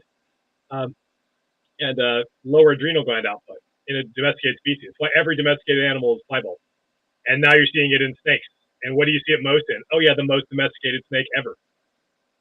Interesting. This is not a coincidence. So William, before I take us in a really different direction right now, I don't want this to monopolize, man. I don't know if your screen's frozen over there. I haven't even seen you blink in like an hour. Oh, stop. That's you. Oh, no. I'm just sitting here listening to Nick. This is how the conversations usually go. You just listen to Nick. That's fair. Just don't want you to feel like you're not included. Here's my promise. We're going to go 15 to 20 more minutes hard, and then I want you to fucking take over. I'm going to sit back and just rub my nipples. I'm not going to do anything for the rest of the episode. God. Right. Well, I got to do something. I get bored. I'm ADD. What research or readings have you done on CRISPR technology? And did you see what they did down in Georgia with the albino anole? I did see that. I'm certainly not the most qualified person to talk about CRISPR technology and gene editing in general. That is, I mean, they did that for, proof of concept. I mean, so you can take a gene that's not supposed to be, or switch a gene off, in this case, make an albino, and then it's heritable. I guess I would like to throw some cold water at anybody that thinks that it's going to be anytime soon that we're using that technology to make designer pets. Although theoretically you could, in some instances, you could do that. You could make, glowfish. You know where that locus is for amelanistic albinism, it's the same place. This is like, well, look at all the genetic testing done in ball pythons now. It's like it's because once you know where that gene is, once you find it in one species, it's in the same, you don't necessarily have the exact street address of that in another species, but you certainly got a zip code, don't you? The genomes of any two pythons are very similar. The genomes of humans and pythons are very similar, for that matter. Everything alive on Earth is like 90% the same, and the difference between a human and a ball python is like this little bit. The difference between a human and a chimp is this like infinitesimally small little sliver. So if you know where these genes are in one thing, it's not that difficult to locate the genes, those same genes, in something else. So you could, in theory, do that with, you could make designer animals that way. But, well, the day could come. I will say in China, it's a little cheaper to get that kind of stuff. I've watched a few documentaries on it. I find it fascinating. I don't know if there will truly be the overlap, but, CRISPR is so broad, not only just talking about producing a mutation. I believe there's a way that you could actually make it to where a ball python will consistently lay 20 eggs, and you can have little control like that over certain species. So I'm sure farming would probably be the first thing that we really see CRISPR in the United States before anything else, but I don't know I don't know what kind of red tape there'll be when it comes to stuff we're eating, if that makes sense. I think that people are generally fearful of new technology, even when their fear doesn't make any sense at all. Like all the people that like hate on like genetically modified food. It's like, are you out of your mind? Like, do you realize that every single bite of everything you've ever eaten in your entire fucking life was genetically modified? You ever seen what corn looks like the teosinte plant that corn was domesticated from? It looks like wheat. It's like everything, whether it was genetically modified via hybridization and cross-pollination over a period of centuries and done the old school way, or whether you did it in a lab, the end result is the same. You just changed it to fit. It's like, most people don't realize, like, if you took a head of green cabbage, a head of cauliflower, broccoli, and bok choy, that they are all the same plant, that they are all just 4 different versions of the same exact plant that they're that far apart from each other via old school genetic modification before gene editing was even a thing, that we just made them that. Broccoli doesn't exist. There's no wild broccoli. It's a swamp cabbage. That's where all this stuff came from, some type of swamp cabbage that we have just made into all this other stuff. You ever seen a wild pig? Doesn't look a damn thing like the pig I just ate for lunch before we started this. Doesn't look anything like that.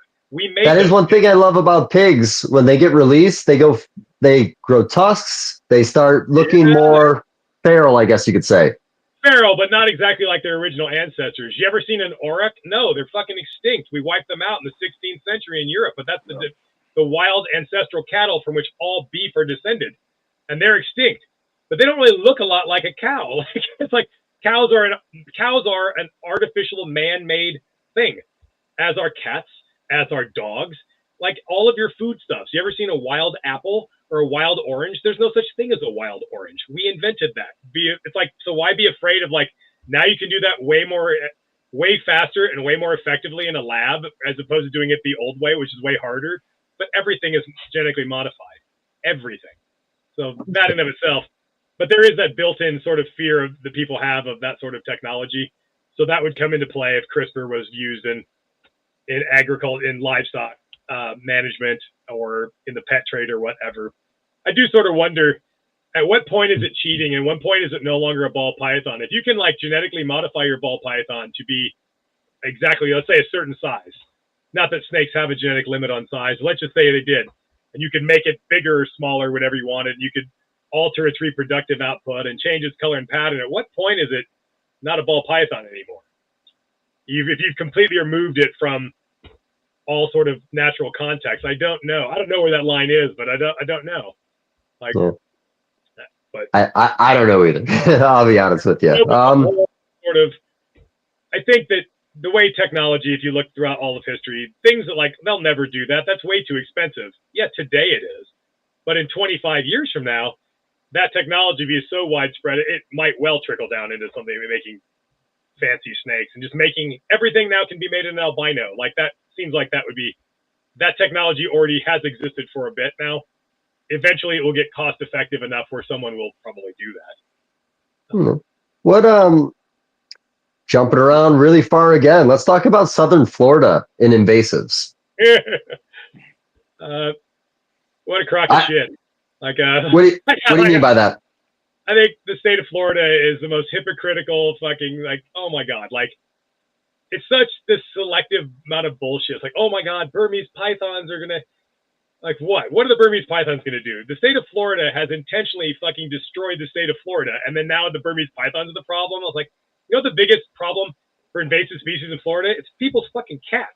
But I don't see any, like, we don't have any, like, cat roundups where they get a bunch of rednecks and airboats, go around and start shooting cats dead and seeing who can kill the biggest cat. Oh, no, because we like cats. They're the problem. If anything, the Burmese pythons are probably eating some of the feral cats, but the cats are the problem. So what? You're going to restore the Everglades that you've choked off all the water flow? It is clogged with non-native invasive plants that didn't have anything to do with the fucking pet trade.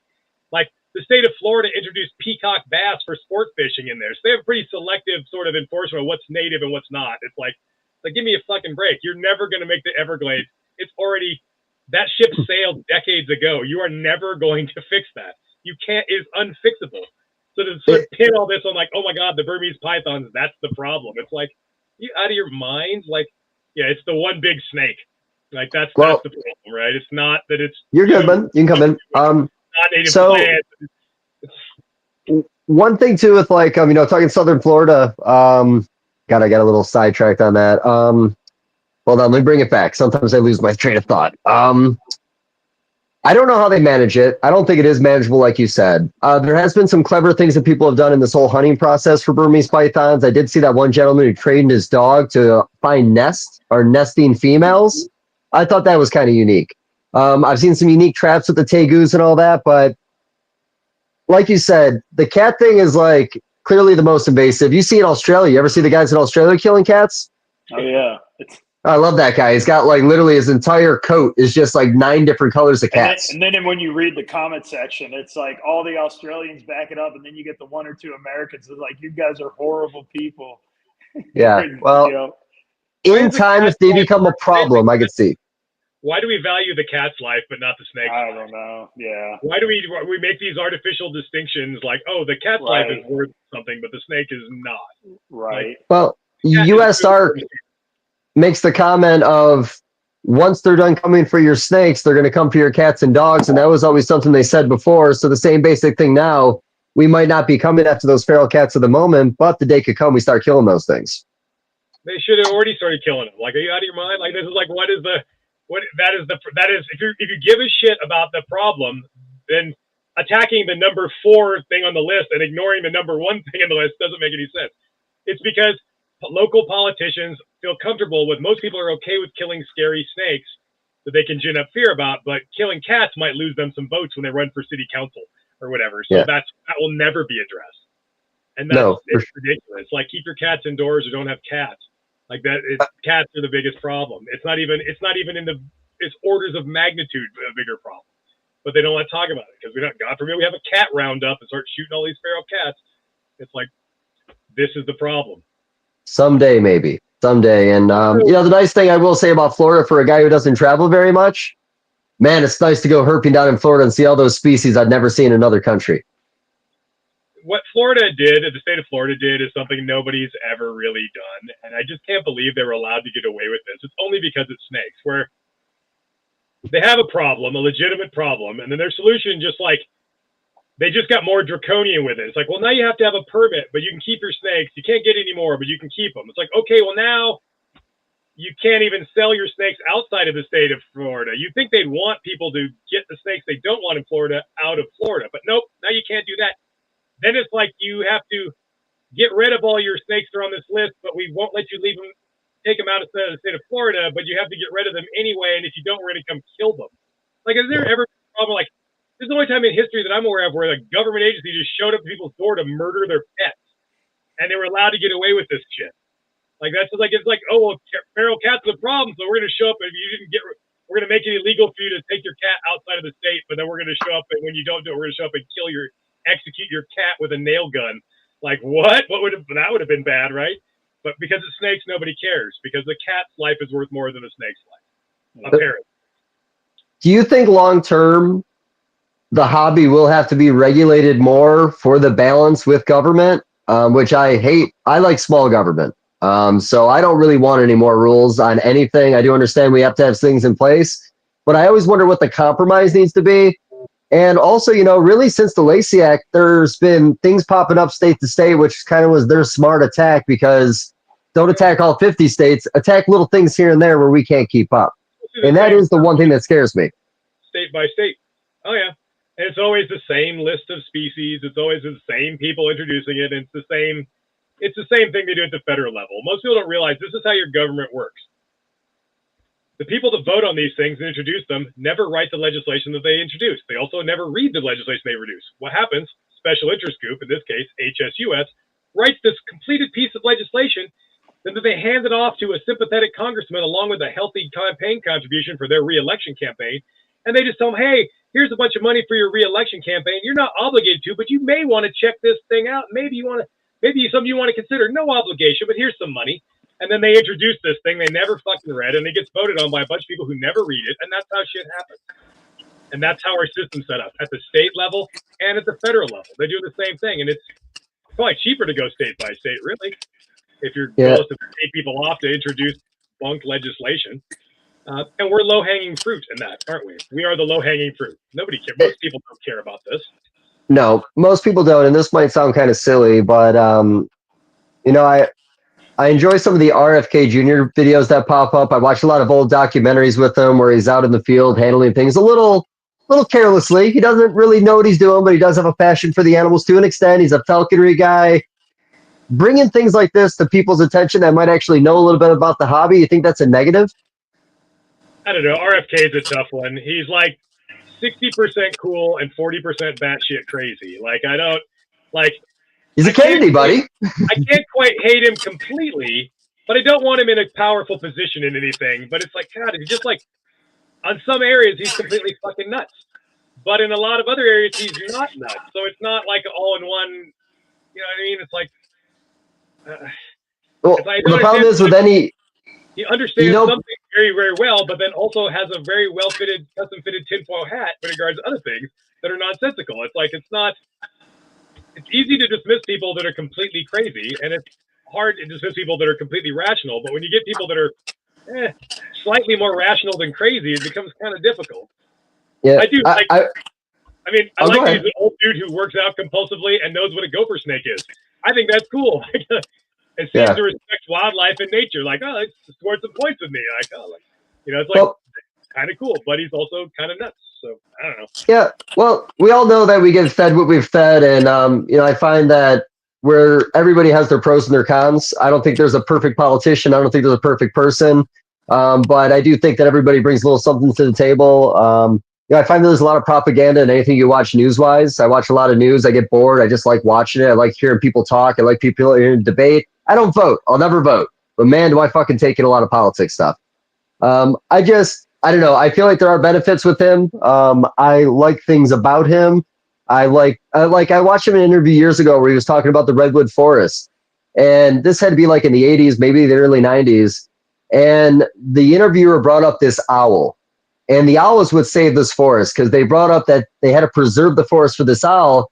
And the guy interviewing was like, well, didn't they prove that owl could just be relocated or go anywhere else and be okay? And RFK is like, I don't give a fuck. I saved the forest. And I kind of like that. I think ultimately, for me personally, not to wax poetically about politics or anything, I care far more about what people actually do. Like, you can be a pretty flawed person, but if you do the right things, that's what I care about most. I really don't care if you're an asshole. I don't care if you're shitty to be around. I care what you did when you were on the job. That's what I care about most. I don't care about politicians' personal failings so much. Like, what did you do? Did you do the right thing or the wrong thing? That's ultimately what I think is the most important. So I have some reservations about RFK Jr., but he hasn't fucked anything up yet. Hasn't had a chance to. He has a track record of doing a lot of good things, and his track record for bad things is mostly just saying crazy shit that's conspiracy theory nonsense. He hasn't done anything bad. He just said some crazy shit, but he's done some good things. So I'm willing to give that guy the benefit of the doubt and see. I think sadly in politics nowadays, it's just so polarized that I think even anything good that anybody would do on either side, the other side will find it as a negative. So in this conversation, no matter what RFK does, half of America will not be happy with what he does. Well, yeah, because that gets into a very long conversation about... We're not doing that, man. This is not a political podcast. Paleo psychology and why human beings are so predisposed towards tribalism and how that's an evolutionary thing that we can't shake. We're inherently tribal because it's programmed in the back of our brain to be that way for a reason. But it comes out in politics and sports and just like crazy shit that like, you know... the tribalism thing, and then we're going to get off this topic because I promised in the last 30 minutes. You know, I speak with only a couple people about politics stuff because I think politics is, I almost think that we've been convinced not to talk about it. Like we've been brainwashed that it's this disgusting, dirty thing that's inappropriate to pick up. And we've said that so many times, we believe it now. But there's a lot of very fascinating things about a lot of these conversations. But what I was pretty much getting at with that was I had a lot of conversations with personal friends about RFK that were really pro RFK. They talked about what he was talking about with property, like companies like BlackRock buying a lot of property up, which happened a lot during COVID, you know, disbanding that, stopping that, making it to where property value will come down for the little guy to start buying again, little things like that. And they really loved him. But the moment he switched sides, they fucking hated him. And that goes back to you saying tribal. Well, I think we're a species that evolved in a hunter-gatherer context. And if you evolved into the Pleistocene hunter-gatherer, which that's where humanity came from, you can't survive as a solo hunter-gatherer. You rely on your tribal group, your you're with, for your survival. If you try to go it alone, you will die. Your tribe, your group, is the difference between literally life and death. So this part in the back of your brain that desperately longs to be part of a group is the same. The reason why our politics is tribal is the same reason why people become obsessed about sports team or join gangs. It's all the same thing. It's this or religion. It's like we want to be among people like ourselves, a group. We long for that group identity because it scratches that itch in the back of in this deep evolutionary context. And this is it manifests differently now because we're not hunter-gatherers anymore. But that urge in the back of our mind to have a group identity, a tribe that you belong in, is so strong that we can't shake it. And now it becomes politics or sports or whatever it is. But that's why we have this drive for group identity. We're not a bunch of individuals, and you can't shake that. And people mostly don't understand that that's where that comes from. No, I agree with that. And that is one thing that I will find in the reptile hobby. I know there are some opinions and people do say what they say, but I will say that there is this interest in this passion that a lot of people have together, and it kind of created its own tribe where maybe politics never truly got into the conversation with certain reptile guys because we have equal interests. I'm like a car guy too, and that's another sort of subset. That's another hobby, and it's like, and every time somebody brings up politics, like, God damn it, what are you doing? I just want to look at cars. Shut up. Like, I don't hear about your political opinions. I said, show me some fucking snakes. Like, I was just talking about, like, this is the reason we're here. This is our group. Like, we were talking about snakes and reptiles and this common passion we have for this thing. It's like, I don't want to hear about your political leanings. I don't care. It's like, just want to talk about snakes or cars or whatever. It's like, I think most people's political leaning is based on a headline that they read and not actually reading articles. And that makes it doesn't make any sense to talk to people that aren't informed on a certain subject. So I understand why politics. It's like I can't have a conversation. You can't.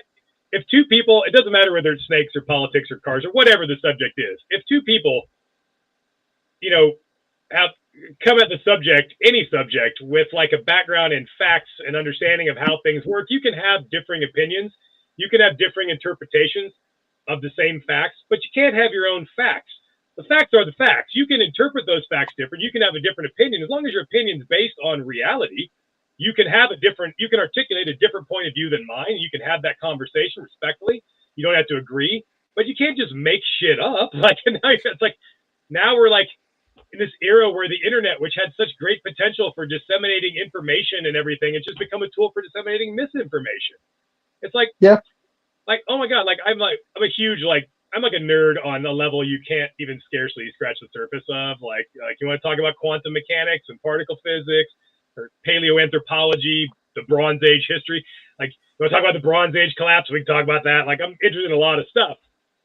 But if you look at my YouTube algorithm is weird. Like, if you look at like what it recommends for me, it's like all these like ancient history videos, this kind of stuff. But if you go to the history tab, 85 to 90% of all the videos are complete nonsense, pseudoscience, Graham Hancock bullshit.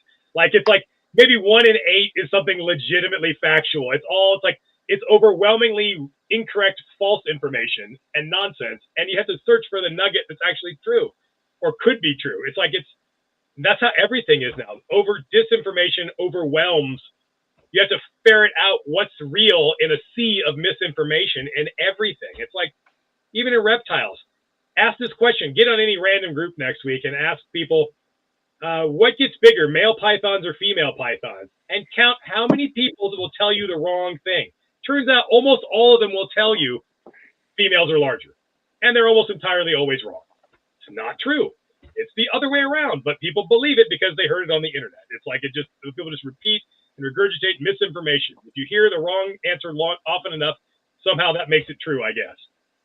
Well, I feel like science is always supposed to be challenged, though, and I do understand what you mean by that. But even the science in this hobby will get challenged. It's people that say things like mainstream science I kind of disagree with because, again, science was always supposed to be challenged. All science. People that say that don't understand how science works. Here's the probably not. For people listening who don't understand, here's what you do. You have a hypothesis that you want to prove. You figure out how to experimentally test your hypothesis, you publish your results and your conclusions, and that's your findings. But in that process, the peer review process, a bunch of other review board gets other scientists who are experts in that same field, and their job is to destroy your whole paper. They pick apart every little thing, look for any flaw in your logic, anything you overlooked, anything you missed, and they try to destroy your hypothesis. And only if it survives and they can't destroy it does it get published. And then even if it gets published and they weren't able to falsify your hypothesis, sometime later, people will keep trying, and they will. This is when science gets overturned by better science, that's not because the science was full of shit before. It's because we learned more stuff. We now have a more complete set of information. And sometimes, very often, you have to overturn what you thought before. All science does, and all science is it just represents, here is the best answer we can give you at this time, using all the best evidence we can gather now. But that is always subject to revision by more information that becomes available later. You learn more. I've written 2 huge books on carpet pythons. I used a different phylogenetic arrangement in the second book than I used in the first book, because in the 13 years between books, more information, more genetic testing, more data. I had a lot more data to draw on, and it changed. Now this represents the most accurate representation. And you know what? In 15 years, if someone writes another book and they have access to even more information, it would be my expectation that they might be able to refine it even more. And maybe that changes some conclusions I came to, but that's not something to be ashamed of. That's not wrong. It's not that this is wrong. Now we know more, and you should change. It should always reflect the best information you have at that time, but that's always subject to change if you learn more. There can't be some sacred cow that, oh, well, we don't know that. That can't be changed. That's the dogma of like the pseudoscience. Like, oh, the mainstream academics don't want you to know because the old line, they don't want to rewrite all the textbooks. Like, yeah, they do. You found something that overturned everything that made your whole fucking career. If anything, you have a strong incentive to do that. Like something that overturns everything. Like, okay, this just happened a couple years ago. They found footprints obviously human footprints of a whole family group walking in the salt flats in White Sands, New Mexico.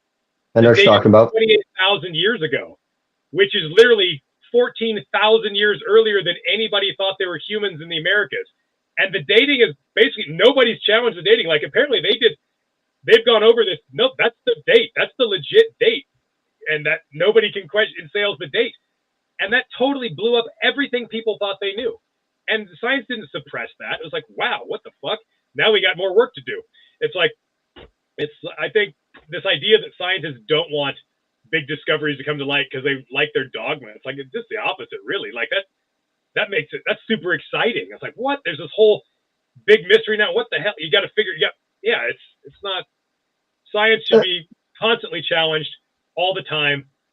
And anybody can challenge science. If you're going to but you should bring your A game and bring the evidence. If you got evidence that suggests the scientific consensus is wrong, you should absolutely do something about that and challenge that. That's the process. That's how you arrive at the right answer, not by just accepting blindly what one paper said, by the preponderance of evidence, and that should always be challenged. Always. I agree with that. It's silly to make a movie reference, but A Beautiful Mind, the bar scene where he was watching the women move around the room and then he rewrote something that already exists. You know more about that than me. It's just a movie reference, but good movie. Great movie. Love that movie. What motivates you to write? Like, what'll be your next book, or will there never be another book? There will be at least 2 more books. One of which is, I'm a little bit tardy in my working on that of late, because I basically only have time to really write in significant quantities. Once I put the snakes down and quit feeding them and they stop shitting, and then the babies are mostly eating from this year. Right now, it's like you're feeding everything, they're crapping like crazy. You're still trying to get babies to feed. It's just since the workload gets too, I don't have the time. Next book will be on the Aspideides genus. The book exists. It's like all the chapters of the book exist in various forms. It's a little different. There are 4 authors. I'm just one of 4 people, and I'm not the lead author on the book.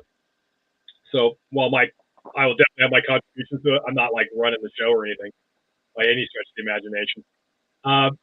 What motivates me to write books is sort of, this speaks to when I got into the hobby and where I came from in the hobby is why I do what I do now.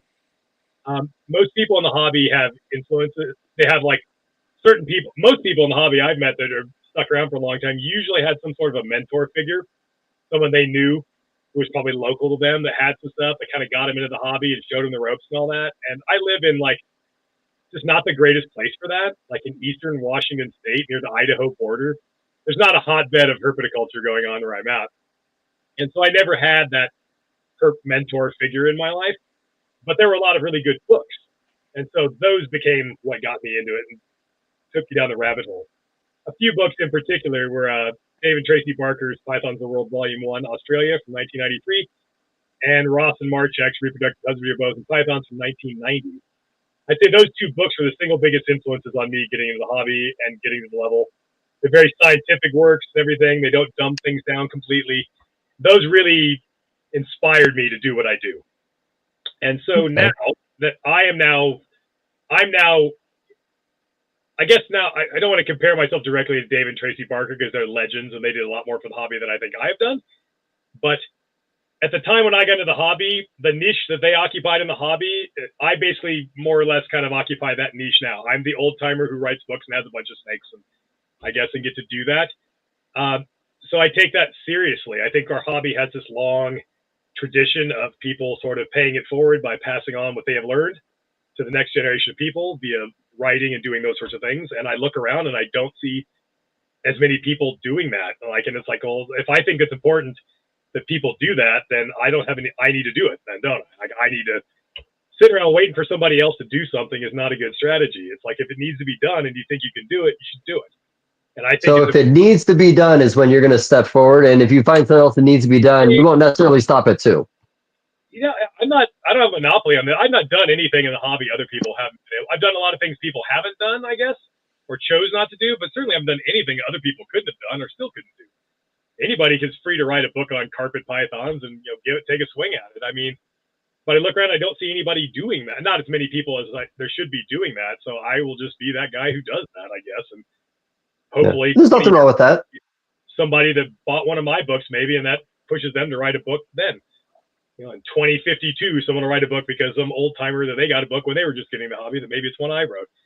I think that's a good tradition to have. And that's, the internet is not a good proxy. It's not a good substitute for that. Again, for all the reasons we just talked, it tends to spit out more bad information than good information. Yeah, I was speaking with a younger gentleman. I think it was actually when I was in California. On the information you get. No, that's fair. So he had asked me if it made sense to write books for the hobby anymore. He almost thought that maybe that time had passed. And I think not that he was discouraged, but like, you know, who is this? I'm not going to say names. I don't really talk names. But it was a small conversation, but he was just like, you know, I kind of want to write, and, you know, we'll talk about him when we get done with this, but, I encouraged him to. I think there's always a place, but I think he was more concerned if people are even willing to pick up a book anymore and read it. Oh, that is a diminishing number of people for sure. I'm not going to claim that, you know, people now, and it's our whole society, and it's not just the herpers, it's every aspect of our society. We've become increasingly lazy about everything. We have this expectation that everything we ever want, we should be able to have, and we shouldn't have to earn it. We shouldn't have to pay our dues. We should just, the information, whatever, should just be handed to us. And pretty soon they'll just expect it to be, I don't know, downloaded into Elon Musk's brain chip or something, and you won't even have to do anything, I guess. And you'll just know everything. It's like this idea that you should have to experiment around and read a book and learn something, and God forbid, pay your dues. And you guys both mess around with ball pythons. You talk about an entitled group of people.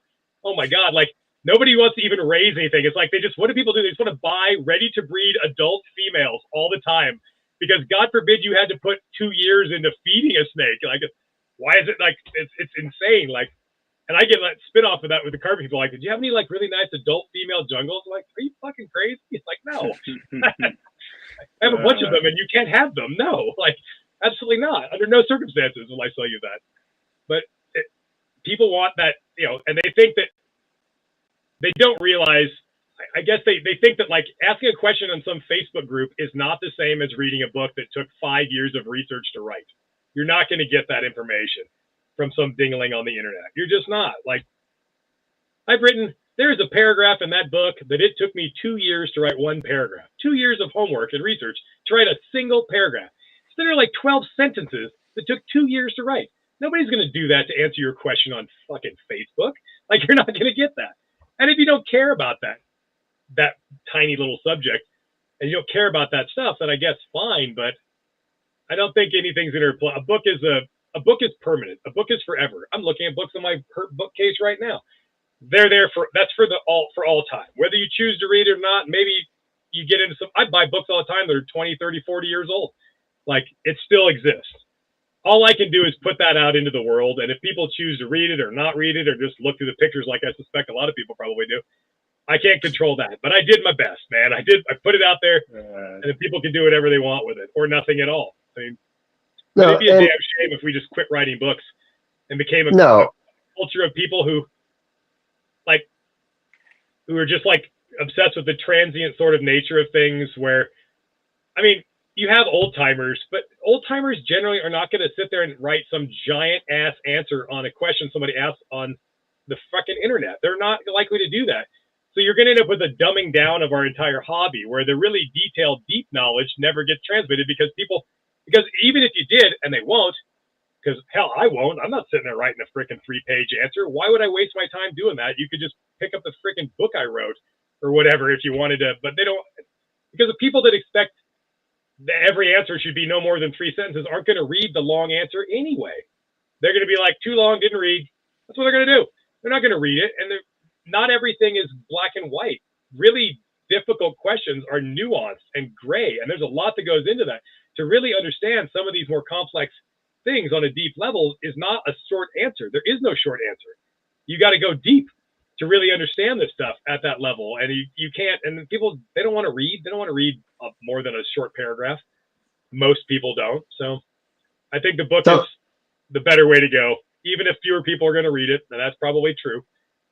No, I don't think there's anything wrong with that. And I do think people should always be writing. And like, even when you bring up Dave and Tracy Barker, like, you know, they've always had like an elaborate collection. And I think it was a few years back, but, you know, they will be remembered because they're literature, not because of a snake they bred. So I would almost encourage people like that to spend more time with writing than even worrying about breeding another project just because they can. Yeah, and David Tracy Barker, if you look at the writing style of all the books I've worked on, it sounds eerily familiar, doesn't it? Right. It's because their work is directly what inspired me to the writing style that I have now, where it's this not quite a peer-reviewed academic paper, but it's definitely a dumbed-down hobby book. It's somewhere straddling that mid-ground between like, so hobbyists can understand it, but it's academic enough to challenge them a little bit and kind of trying to bridge that and be fairly technical. I think what is the point of writing a book if all the answers are easily available on the internet? It's only valuable if you're going to go deep on something that you can't get all the answers on the internet. And there are answers in these books I've written that there's whole bits of information that only exist because those books exist. Like the one paragraph I'm talking about, which is very specifically about the genetic distinction of southwestern carpet pythons from all other carpet pythons. Why are they different? Why is the population of Eyre Peninsula and the one on the other side of the Null River Plain, why are there two different species with an 800-mile break? Two different snakes, the same snake in two places with an 800-mile break. How the hell did that even happen? Which took me 2 years of reading geology papers and paleobotany papers, because that's the thing. Reading papers on crawfish and frogs and pygopod, legless geckos, and all this stuff to get a harmonious sort of answer where all the timelines of everything match up. And to answer that, no one could have, before I wrote that, no one could have told you why that situation existed with that species of this giant range disjunction and the amount of genetic distinction between those populations. That's information that only exists because I wanted to answer that question for a book. If it wasn't for me wanting to write that book and be super thorough, no one would know, because it drew on like 3 different scientific disciplines. It took forever. It was really difficult to figure that all out. I say that not to toot my own horn, but to say that like I went that far to be that thorough for a book. Nobody in the history of the world is going to do that much work to answer somebody's fucking question on Facebook. They're not. So they're never going to generate that answer. And the answer to the next question that's that difficult will never be answered because no one's going to do it for a Facebook post. They're not going to do that because someone asked me on the internet. I'll embark on 2 years of my life to answer this dingling's question 2 years from now. They're just not, you're never going to get those answers. But for a book, that is part of my. I'm also old now, so you start thinking about your legacy and stuff, and you want to leave something behind that says you existed. And knowing that those books will still be around even after I am worm food, I like that idea. It shows that I was here and I did something, maybe of some consequence. It's like, so I want to leave that legacy behind. I agree with that. So the way my brain is wired, I could never write a book. Your comment about spending 3 weeks to write one paragraph, much respect. It reminds me because I was more of an artist. So I think about the time that goes into an oil paint or oil paintings. When you say it takes you 3 weeks to do a simple thing, not a simple thing, a single, I don't know. 2 years. Not like I was working on it constantly for 2 years, but I mean, digging into this stuff, some of this stuff is complicated. And yeah, I get it. I mean, I have the patience to do it. And so I think it's important that somebody do it. And I'm perfectly fine if that somebody is not me. It doesn't have to be me necessarily. I don't know, William, could you ever see yourself writing anything? I know you read everything that's out there, but are you a writer? Yeah, no, not really. I just like reading content, and that's about it. That's fair. That's fair. I still think to this day, speaking of Dave and Tracy Barker, that after 18 years, they still have the best ball python book out there. Almost 18 years, and they still have the most informative. Yeah, the genetics might be, the morph stuff might be out of date. But aside from that, everything else on there, I would recommend that book to anyone wanting to get into ball pythons. I just thought I'd give a huge shout out to that while we were talking about books. Yeah, so like Nick, I think it's funny when it comes to ball python genetics, I go to him. I don't talk to ball python people about genetics. And it's kind of sad. I don't mean to dog on the ball pythons, but you talk to Nick, you clearly understand that he knows what he's talking about compared to most ball python people. William, you don't talk to no ball python people respectfully, okay? Oh, shit. I talk to ball python people, but just not a lot of them. Yeah, that's fair. Well, to be fair, William, like you're a pretty young man still, and I didn't start writing my first book until I was 38. So you are somebody who probably could. I didn't think when I was 31 or 32 I would ever write a book either. That came a little bit later. But you're someone who is now experienced with a wide number of species. You read the actual difficult parts of those books. You absorb the difficult, complex information. You are someone who would be a prime candidate to write something. So don't say never, but like at the rate I've watched you progress from a guy with ball pythons as your interest has expanded, your experience with different species, and the success of those. I've watched as you have metamorphosized fairly substantially in your knowledge base and what you keep and what you read and what you know and what you're curious about and interested in. You are somebody that's on the trajectory to write a book at some point. Don't say never, because you might be the person who needs to write the next book. You got right now, something else that you got me addicted to is traveling. Like going to different countries to see these animals. Oh my God. Yeah. I tell people it's life affirming for sure.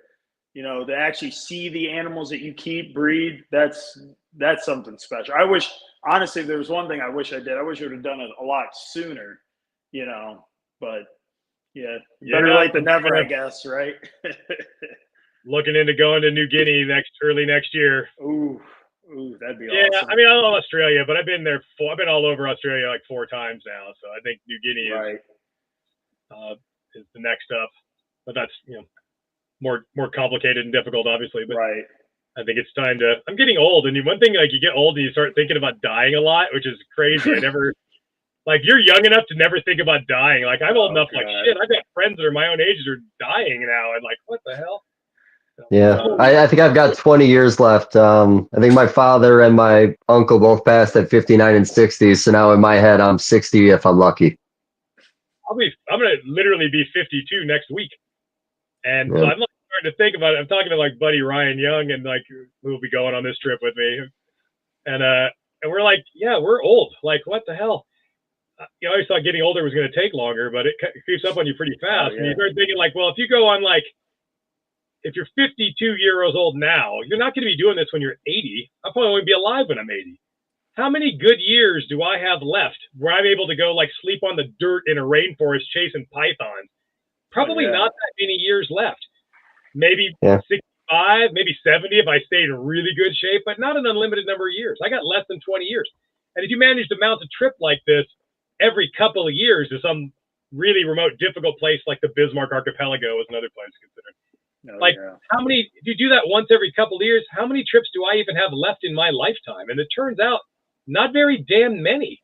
Yeah. So it becomes incumbent upon you to like get busy living or get busy dying, doesn't it? It's like the clock is running out.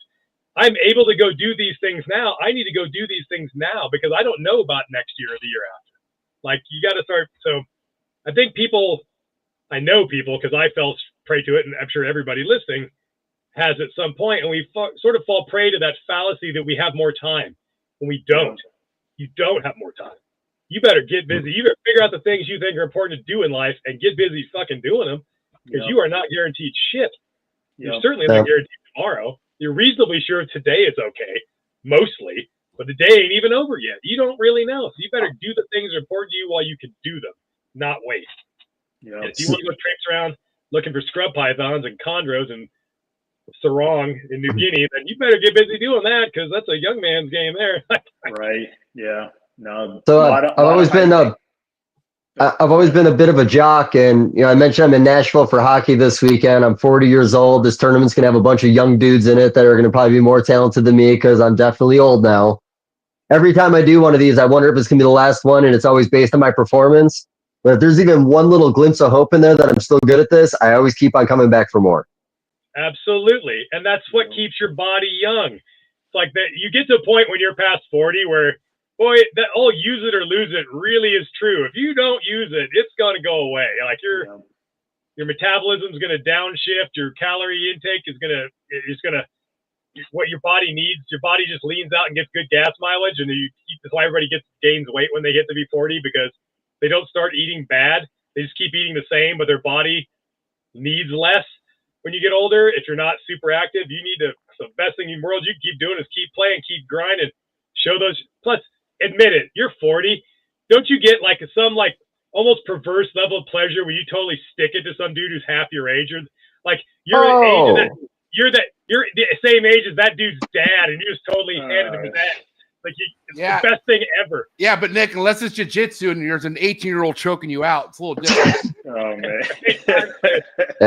Sounds hot. Gym, I spend a ton of time in the gym, and I love knowing that, like, I see all these, like, late teens, 20-somethings with their broccoli haircut, and they're standing around taking video of them lifting wimpy-ass weights, and I'm literally older than their dad, and I would just mop the floor with them, and I just love it. Like, I'm like, love it. Like, don't let yourself atrophy. Keep playing. If you enjoy doing it, you just grind as long as you possibly can justify doing it. I'm going to keep pushing, buddy.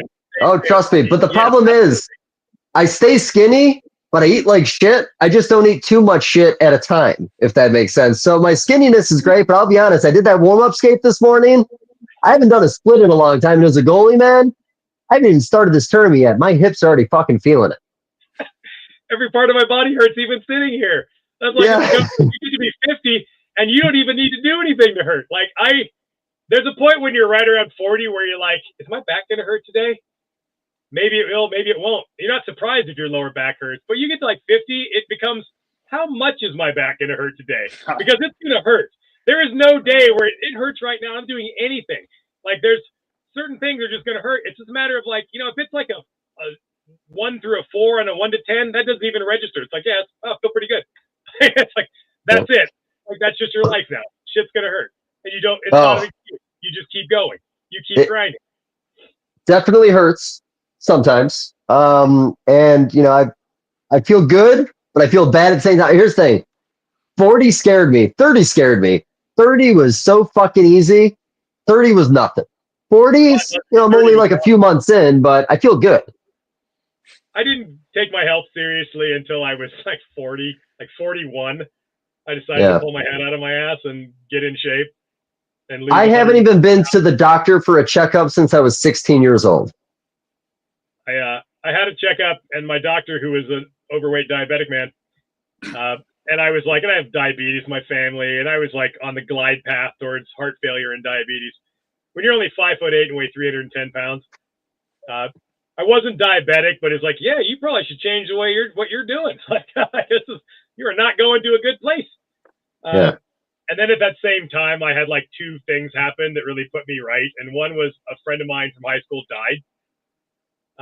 He died because he weighed 400 pounds. That's just the long and short of it. He got sick, it became pneumonia, and his heart couldn't take it because it was already having to pump blood to a 400-pound body. And his body could not take one more thing. And it fucking killed him. And then I had to miss out on a trip to New Guinea. I was supposed to go with a friend of mine up look for Bolin's pythons, and I had to deal with the crushing news that you are in such bad shape you would not make it. So I was not able to go do this dream trip because I was too fat and didn't take my health seriously.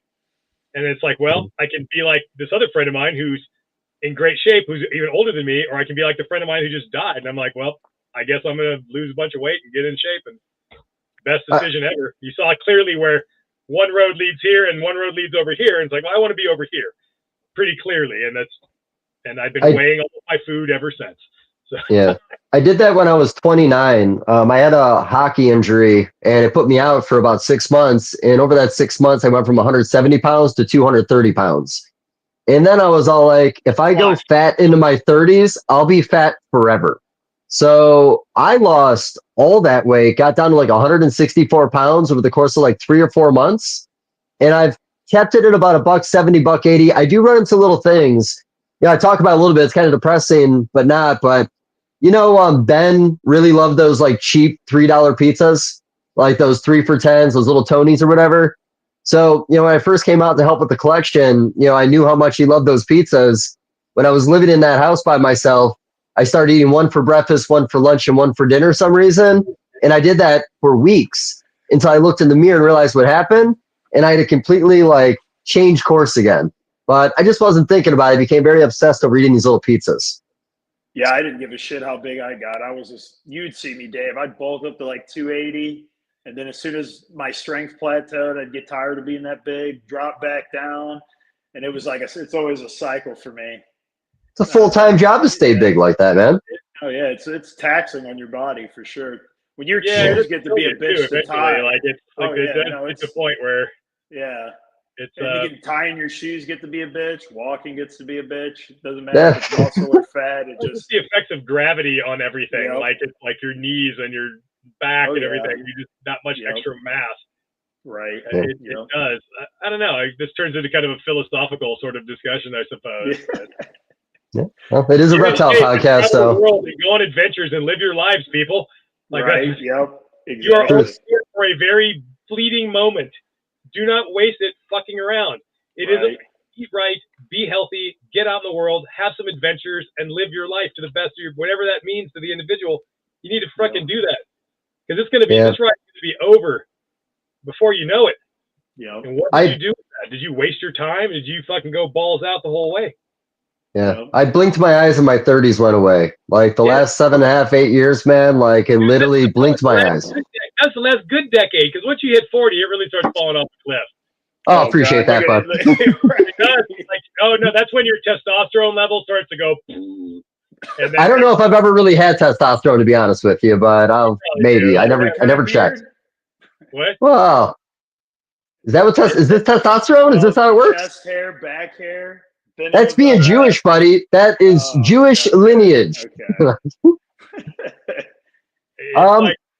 You got to get busy living, man. Like life is fucking so short. And the journeys, man. Oh my God. If you like seeing these snakes in captivity, the thrill of finding a black-headed python out in the bush or whatever you're into, it's like you are on just this whole other level of like, and you're just so excited. Like it's, I don't know.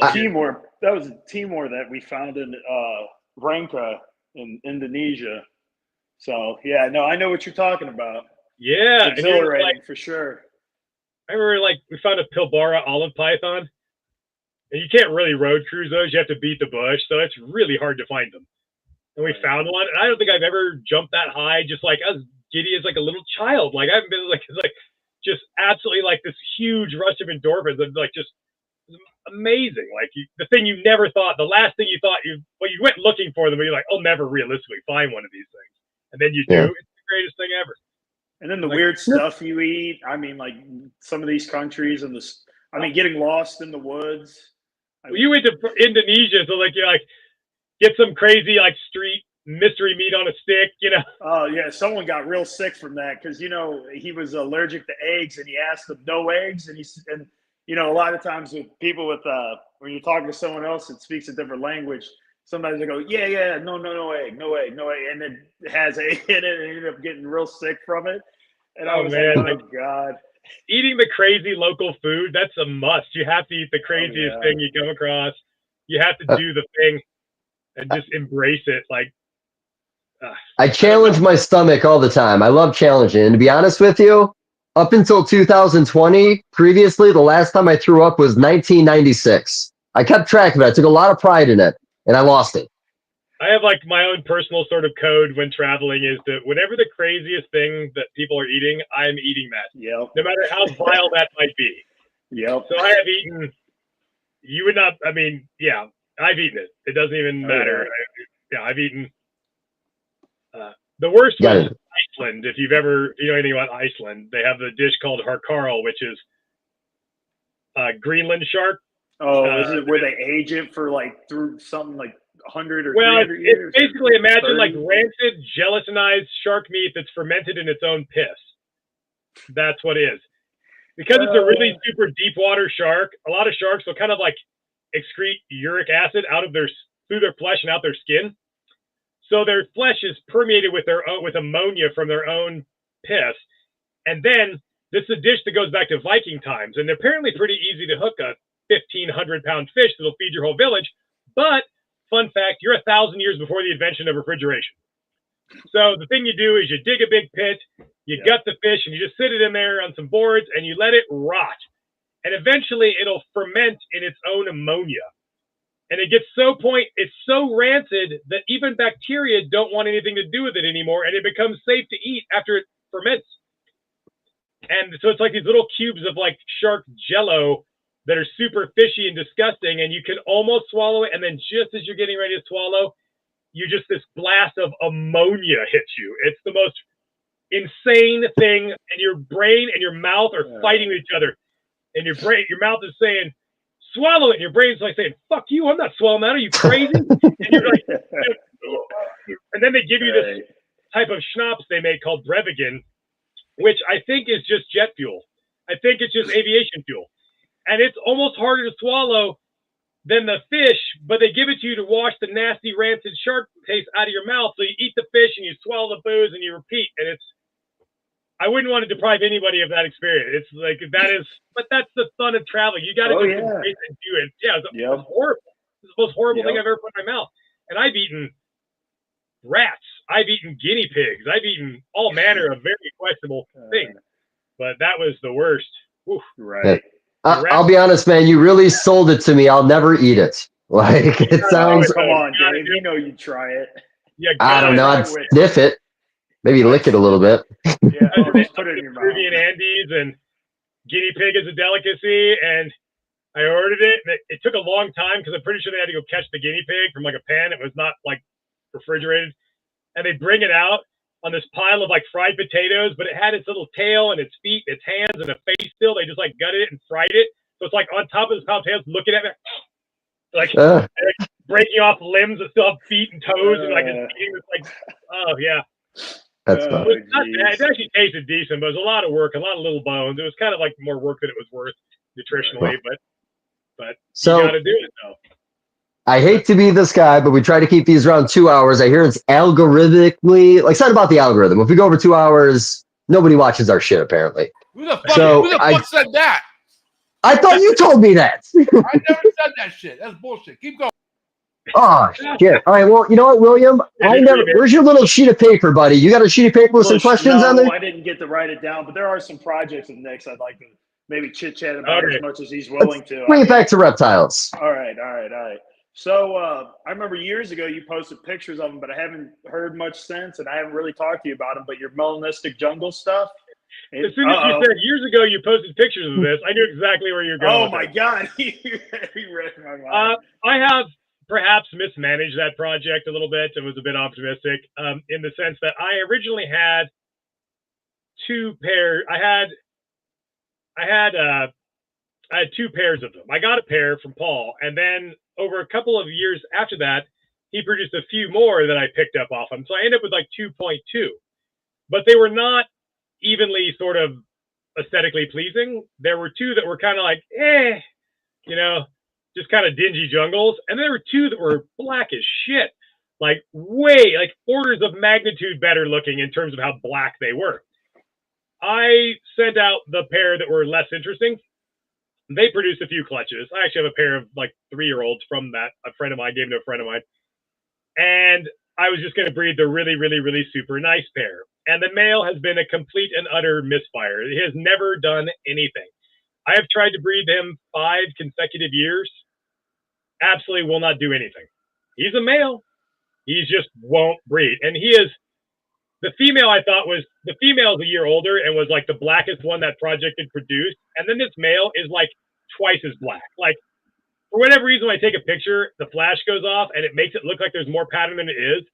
But if you just looked at it with the naked eye, it's like, this thing is like washed, completely covered in a layer of black. Awesome. And he just won't breed. I will absolutely try yet again.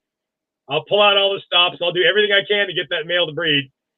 But he has not done anything. Can you give him a boner pill? I would do worse than that if I thought it would help. Like, I'm like, whatever. I'll tickle it. I'll tease. I'll do whatever it takes to get this project started, man. No shame in my game. I cannot. There's not much you can do to motivate a lazy male. Male combat a lot of times is the thing, and he'll fight with other males and then just still sit there. I don't know why he is such a dud, because he's not a young snake. He's like 8 years old now, and still just won't do anything.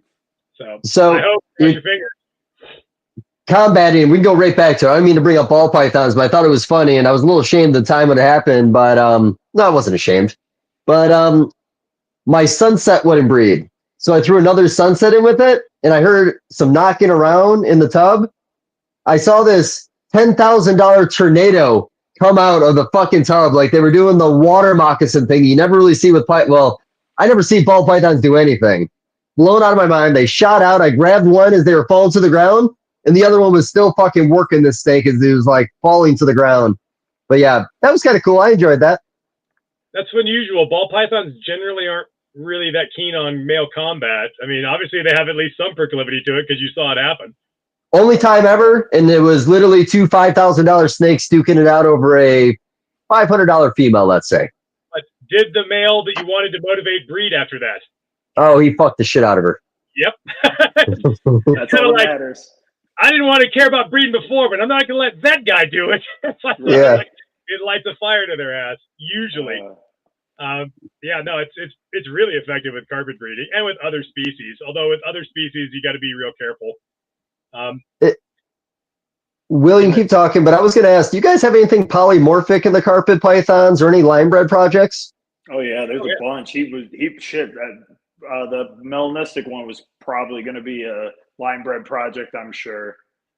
Melanistic dark morph stuff tends to be, if you really rank like putative mutations for how likely they are to be heritable, dark stuff tends to be the least likely to pan out to be a single gene.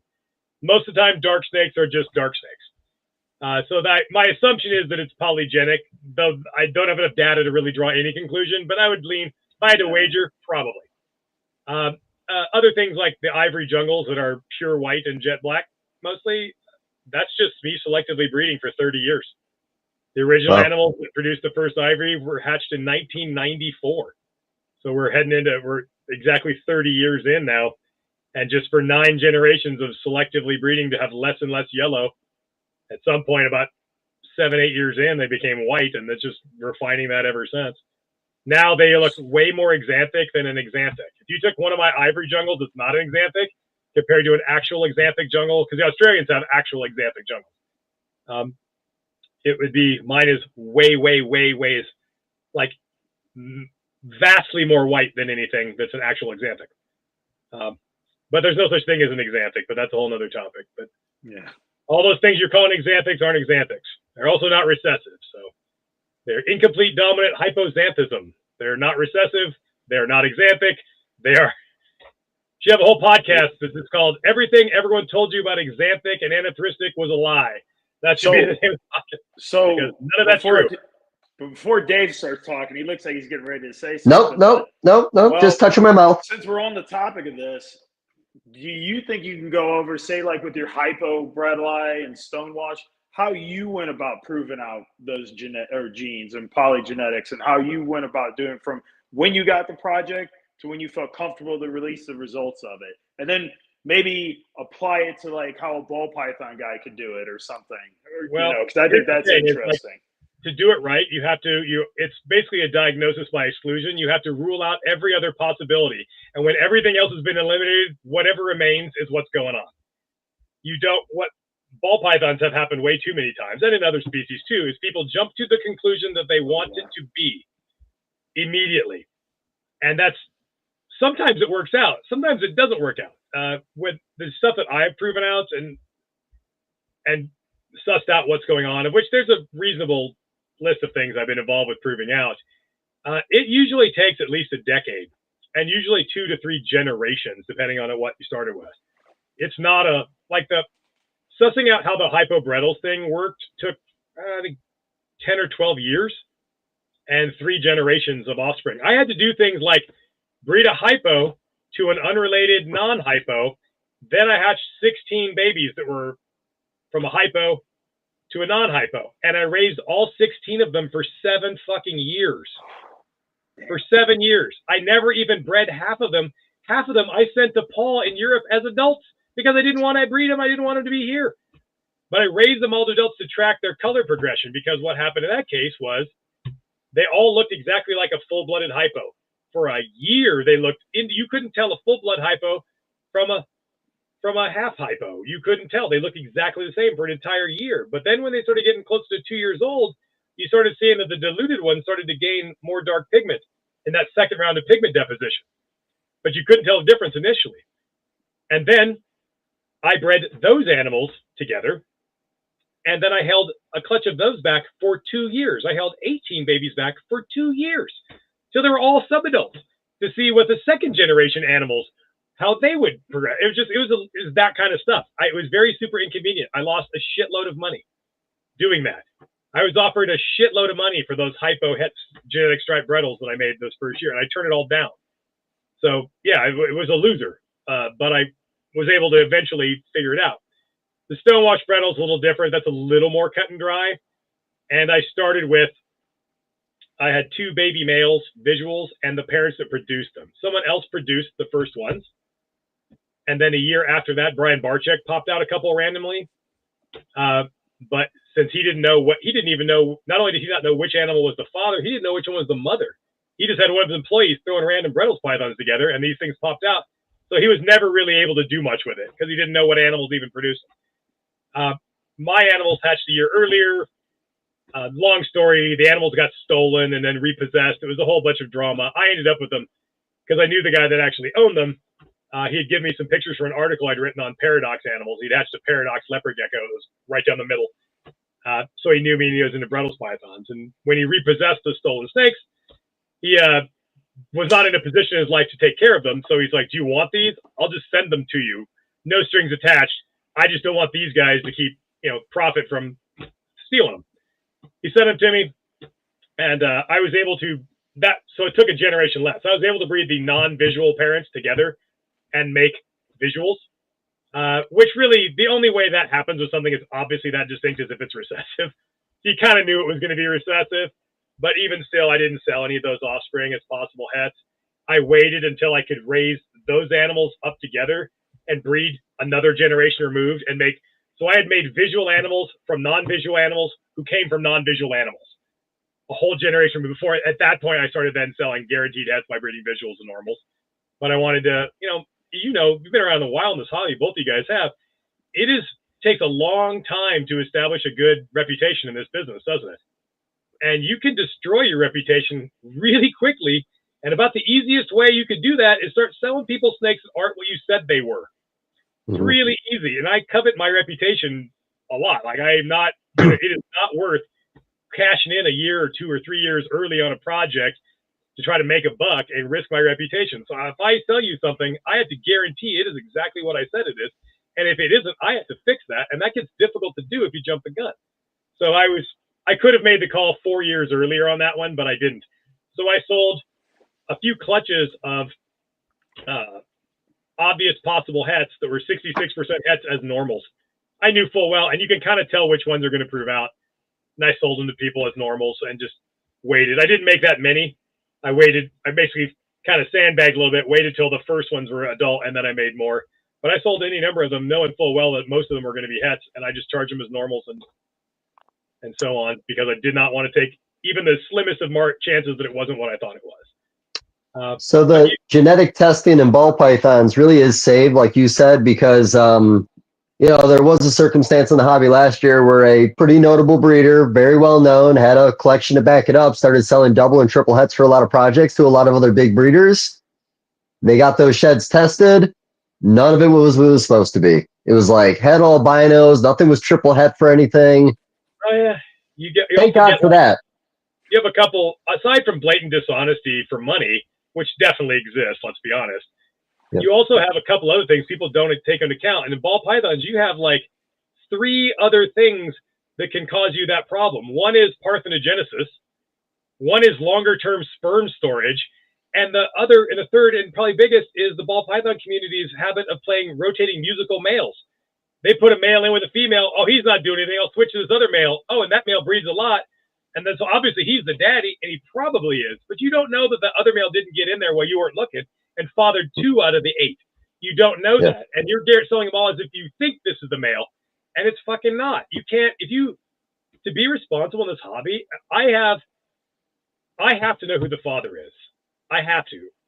If I don't know who the father is, even if I have 2 of the same thing, I won't. It's like, this is the male for this female. And if you don't do it, then I don't get a clutch that year.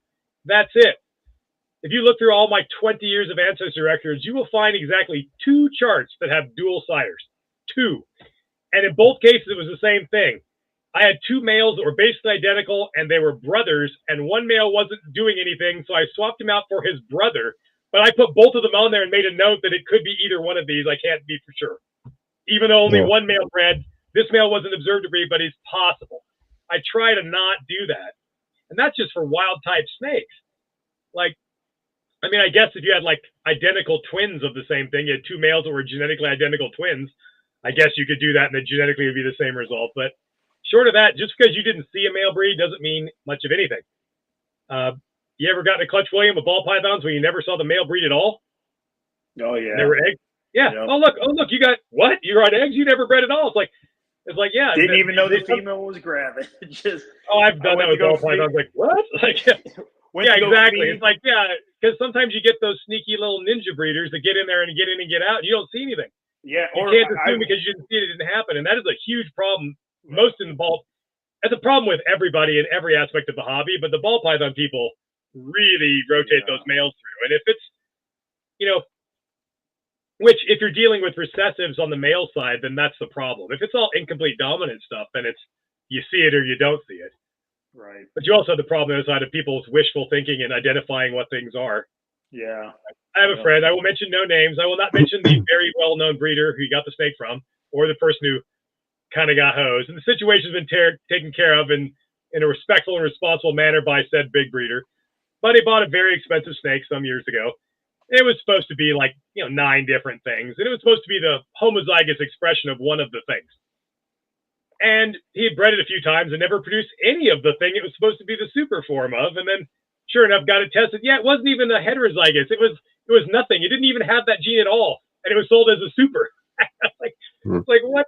Like this is, identifying things based on wishful thinking is a huge problem. It's like you add all that up, the fact that they can store sperm a bit, that they can reproduce, and you could have one partho female mixed in a clutch where all the rest of them have a father and just one doesn't. Or this kind of stuff between sperm storage, musical males, freaking all these things, and also people just lying to make more money. You have a lot of reasons why a snake is not genetically what it was sold to you as. It can be a mistake. It could be a lie. It could be the wrong father because they weren't aware of this. It could be a partho thing. A lot of ways you can go sideways. And a responsible breeder needs to back that shit up. It needs to be what you sold it as. And if it's not, you've got a problem you've got to fix. And that gets hard. So I just take the position that it is way easier to, at all costs, avoid the problem in the first place. Because how do you fix something after somebody bought a snake from you, especially something like a ball python or a morph project where the price declines over time? You buy a snake for $3,000, and then 3 years later, you find it isn't what you paid for. And even if it was what you paid for, 3 years later, it's only worth $900. How do you fix that? All the time, the effort, the lost revenue, it becomes really difficult to fix that problem if you make a mistake. So you better try like hell to not make that mistake. And if I have to give away morphs because I'm not sure, I will always round down. I have sold so many ball pythons with extra bonus genes because I couldn't be sure what it was.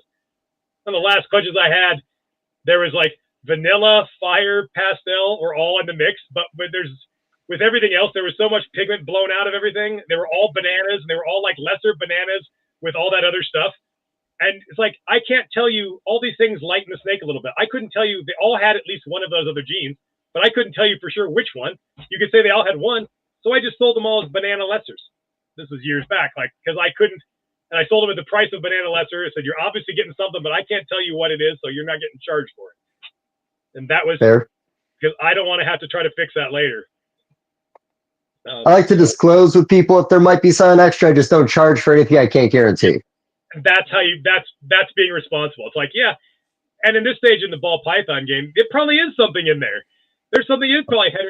Oh, and the same friend that got the snake that didn't even have the gene that was one of the main reasons he bought it. He had the full panel done of genetic testing. It also turned out to be heterozygous for 2 recessive genes he didn't pay for. It was for pied and something else, and it wasn't even on the. It had 2 genes recessively that weren't supposed to be in it. It was missing one that was. Like it was. I had hypo stuff. I have hypo stuff popping out of my puzzle stuff. So I had double hets. I just had no idea. It just oddly, the same friend of mine had the same thing happen, not with puzzle stuff, but he had started hatching hypos, and just like turns out like, oh yeah, there's hypo in the mix and a whole bunch of snakes that he had produced and never knew until it started popping out. Oh yeah, yep. Yeah, well, I remember years ago.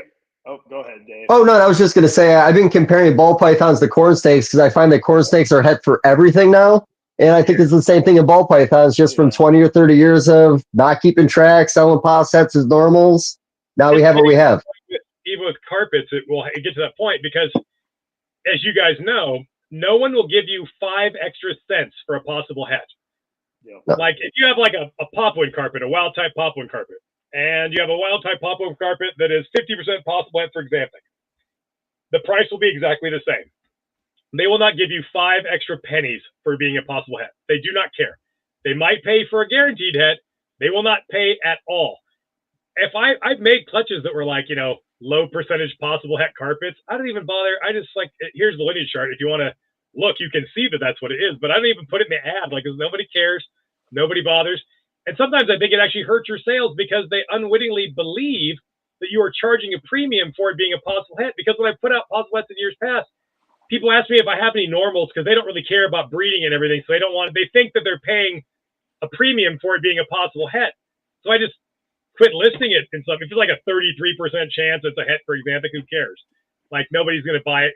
But they think that, it's the same exact price as a normal, but they think that somehow they're being raised because of that. Oh, yeah. So no, I remember years ago. Forever, so a lot of stuff is just floating around in the ether. Well, I remember years ago, Ben and Chase were, this was, I don't know, 10, 12 years ago. I remember when hypo, no one gave a shit about hypos, ball pythons at all. And they had what was it? They were comparing the same visual genes compared to the identical genes, just het for hypo, and the non-hets sold for more than the het hypos. So it just made sense to just, well, I guess they're just not het hypo then if they're not that expensive to begin with. So hypo ends up being in a bunch of people's projects now. Or like I said, and you're seeing it now too with whoa, Dave. Now you're seeing it now with triple recessives and all that, or double recessive males. People just selling them as whatever they're visual for, and then eventually those will get into the hobby and people start popping out like, I don't know, whatever recessive genes they were. So I'm sure it'll. At the same time, it's weird because now there's really no excuse for it because you can literally just take a cheap test and know what you have. Yep. Yeah. I always question, like, why are people selling high dollar ball pythons that are possible hets when you could just spend a small amount of money to know for sure what it is? And then, like, why would you not do that? If it's a $3,000 snake, why would you spend $100 to find out if it's actually het for pied or clown or whatever the thing is? Seems like that would be a no-brainer.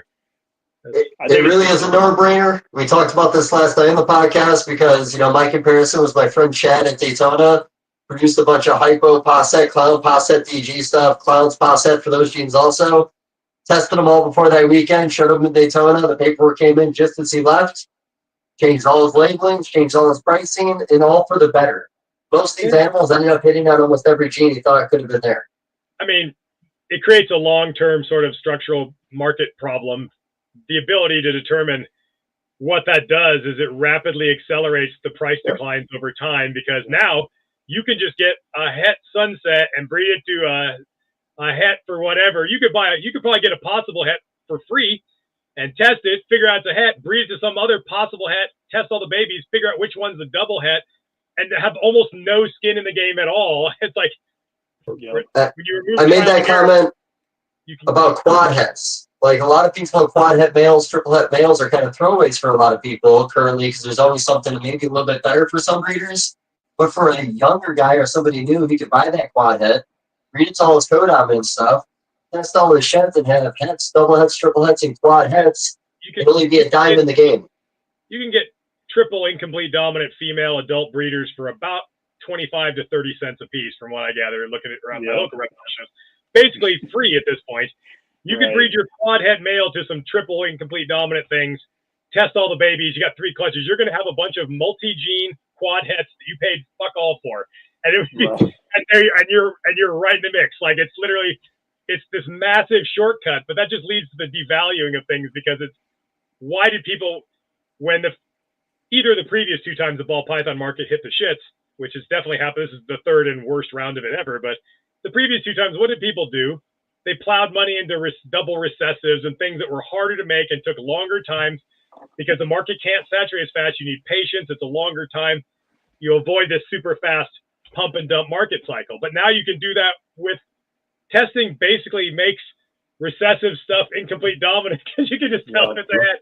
It just removes that, and it just accelerates that to where, I think, and this is just my opinion, I think that's why, if the ball python people don't, start taking a page out of other species, selective breeding, I think, might be the next step, if ball python people are willing to grasp it.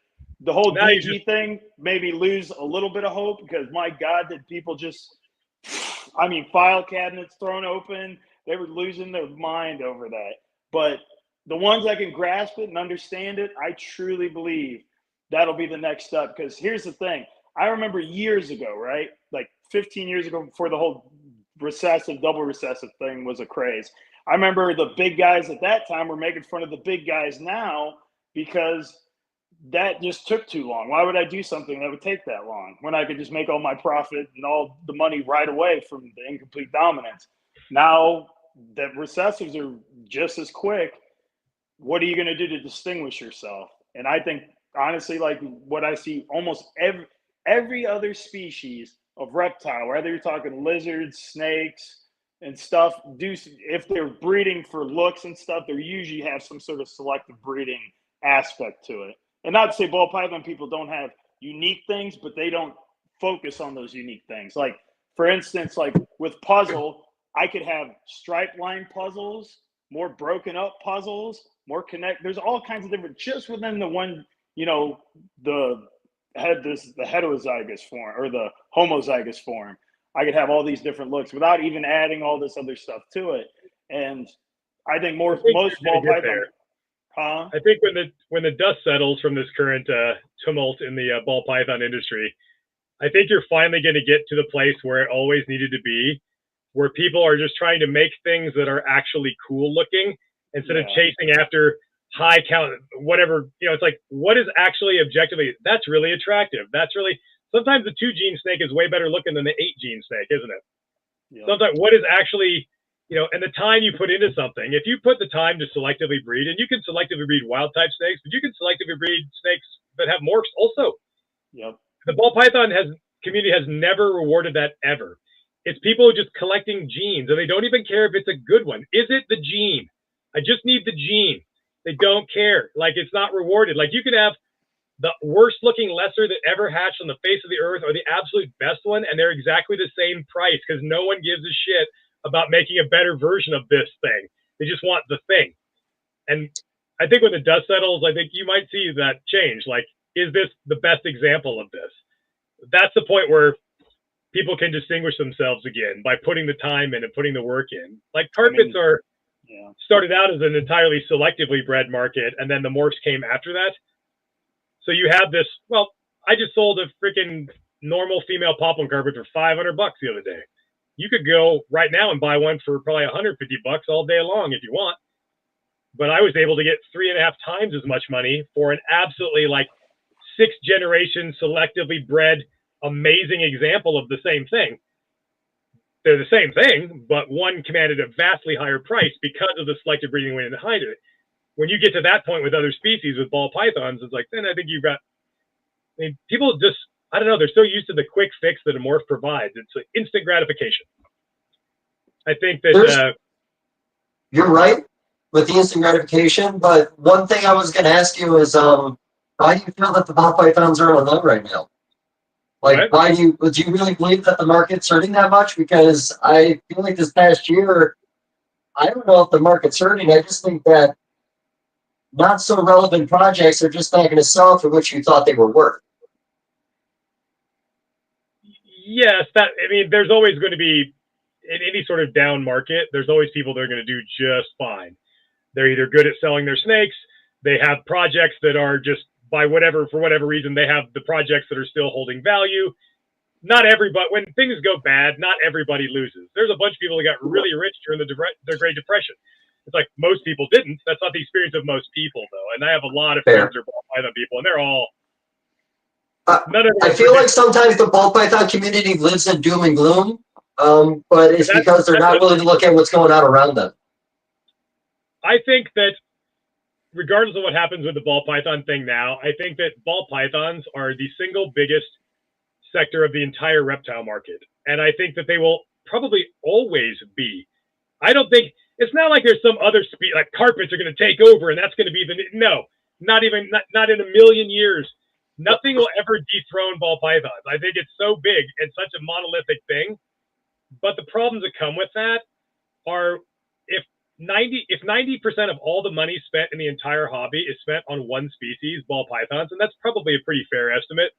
When those people aren't making money because their market is saturated and people are not feeling good about spending money, it kills everybody else because if you take 90 cents out of every dollar spent in the hobby, nobody else is getting any of that money. If the ball python people don't make money, I don't make any money. I don't even sell ball pythons because it sucks all the money. They like, oh shit, the market's down. I'm not going to spend any money. They pay a tight money policy, and it's I don't know. The dust will settle, and when it does settle, ball pythons will still be the biggest thing in the hobby. Yeah.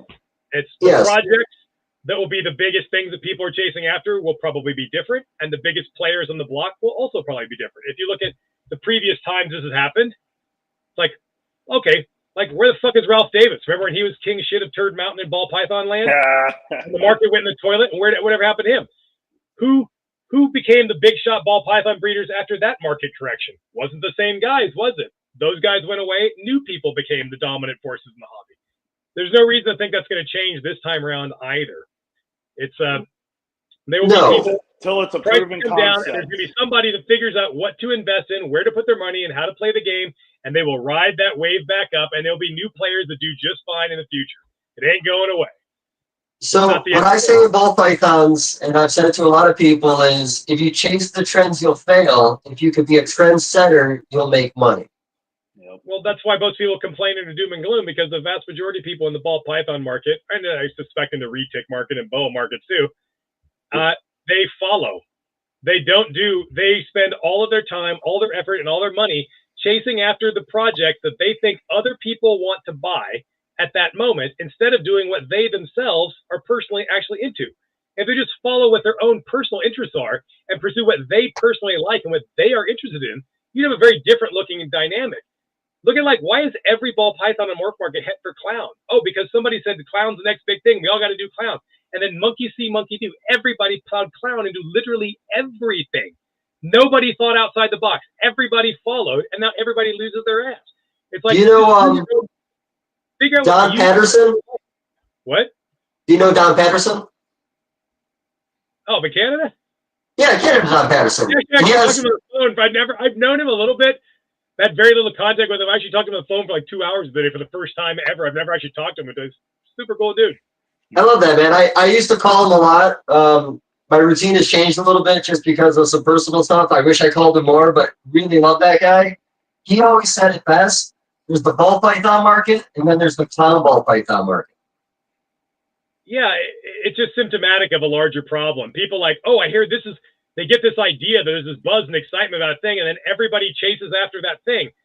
Well, there's too many of you people, and everybody chases after the same thing. It oversaturates really quickly, and then it's played out, and then everybody wants to move on to something else.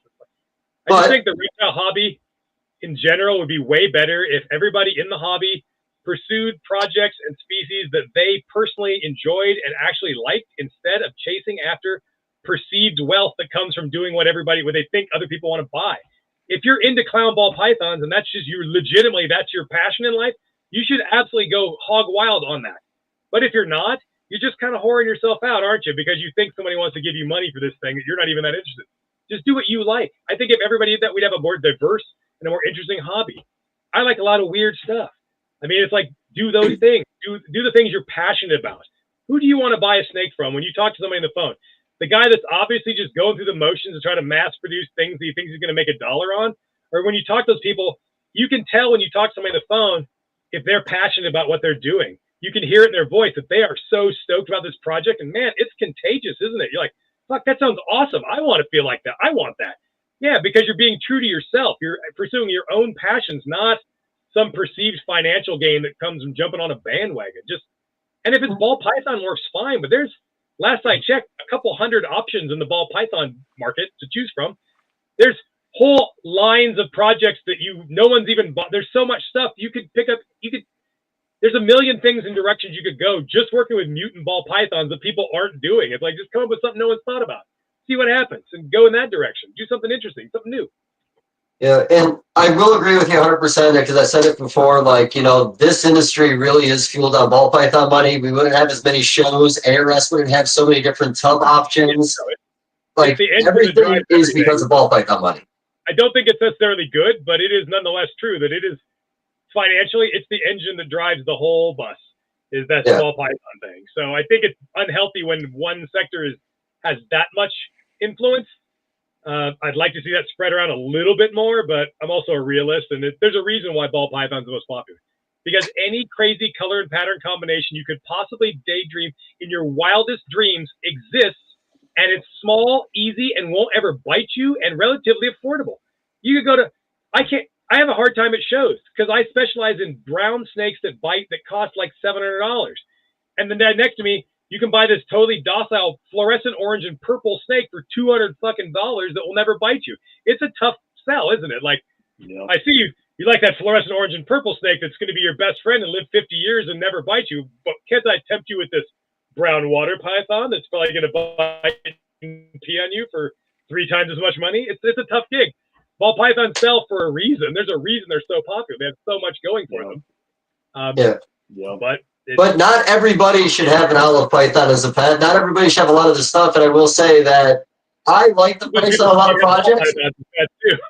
Yeah, I like prices on some of these rare pythons because it weans out people in your community.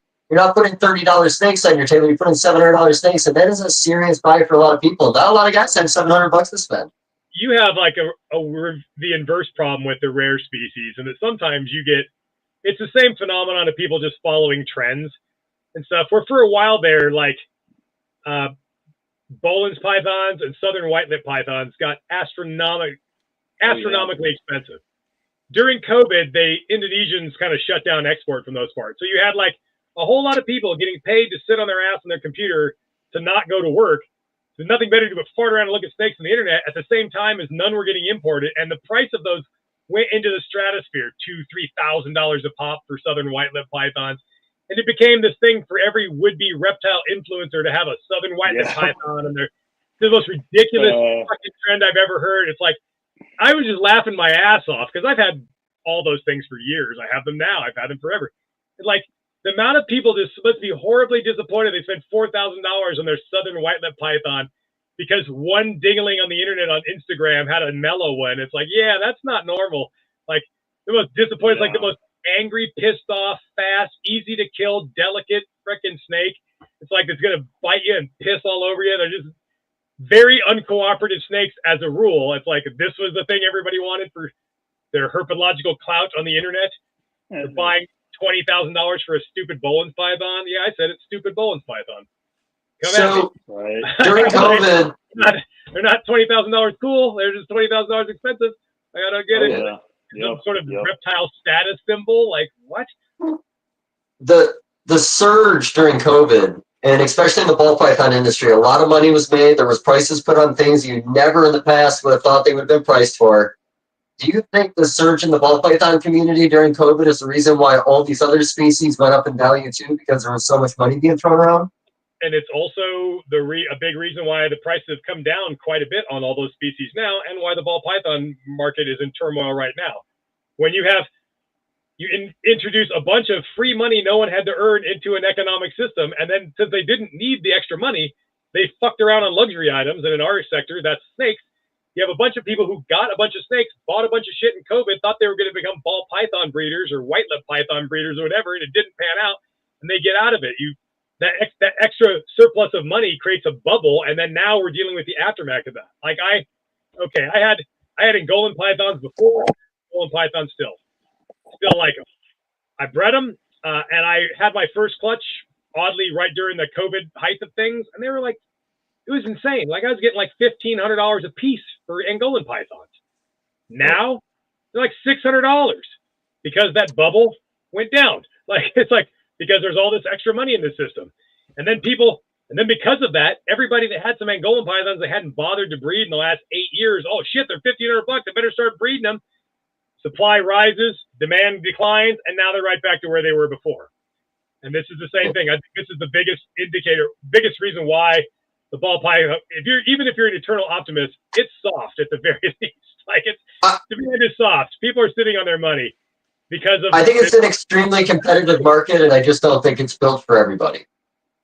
I think the daydream of people, I'm going to get 5 snakes and quit my job. And it's like, that's not ever worked out for anybody. That's a delusion. It's like, it's so much more difficult than that. And I think people think it's going to be easier, and they jump in, and then it turns out to not be, and then they jump out. And you're not going to have stabilization and a rebound in the ball market or any of these markets until it's all just supply and demand. You have a super surplus of supply and soft demand, prices go down. Eventually, people are going to stop producing. And you all know people who are producing less ball pythons this year than they did last year and less than the year before. It's like, well, why am I going to keep making more of things if they're not moving at a reasonable rate? When people finally start cutting, whenever the market hits the shits, the first year it gets worse because everybody thinks, oh, the prices are lower, I better make twice as many. And then when it goes on in another year, it's like, well, now I better cut back. It's like we're in that stage now. Demand will rebound as supply comes down, as people quit breeding every single thing they can. Eventually, the supply is going to come down. Demand will start to come back. Prices will tick back up. But when the prices come back up historically with ball pythons, with anything, it's not the same things. Things that were $2,000 and fell to $500 don't go back to $2,000. They stay $500. But new things that are interesting can be $2,000 again. New things can have value and be expensive again, but it won't be the same old shit. Things never go from high to low back to high. They go from high to low, stay low. I don't know, bud. Desert Ghost ball pythons they started in 1999. They went up. They went down to $200. Nobody wanted them. Females were $2,000 during COVID and selling out. And now where are they? Back to $200, bud. Supply and demand. Supply's real big. Like, I've just looked at the stuff I tend to work with doesn't really have the boom and bust cycle like that. It's like carpet pythons rarely do they achieve like the high highs of any ball python morph thing, but they never achieve the low lows. Like when I got into the hobby, I went to the San Diego Expo. I bought my first carpet. I mentioned at the very beginning. They were selling jungle carpets. The going rate for a nice jungle was $450. And at the time, being a broke lad in his early 20s, like, oh my God, $450 for a freaking jungle carpet? Yeah, you know what I sell them for now, 30 years later? About $400 fucking dollars, about $450. They're exactly the same price as they were 30 years ago. Haven't dipped a penny. And you can get a little more than that for a really nice one, or a little less. That's not average price. I saw a black-headed python at that show for $2,000, and there was a group of people standing around. It was a lone male, and they were just oohing and awing at how such a good deal it was at $2,000 for this male black-headed python. And you look today, what's a male black? $2,000. It hasn't changed in 30 years. It's one of the production of those. The demand is way lower. Obviously, when you compare to ball pythons, it's vastly lower in people looking for them. But the supply is so low that it tends to just hit that balancing point and stay pretty even. Supply and demand have been mostly in agreement this whole time, so you don't have the price fluctuations. Whereas the ball pythons, everybody jumps on clown bandwagon, super high production of clowns, and then we're on to something else now. And then what do I do with all this clown stuff? It's this, you have more volatility because of that. The evolution of the ball pythons, though, like, you probably remember the days when everybody replaced their normals with pastel females, and now everybody replaced their pastel females with pet clowns or visual clowns. And they now made it as easy to make a. Yeah. I remember selling pastels for $2,000 for males and $3,000 for females, single gene pastels.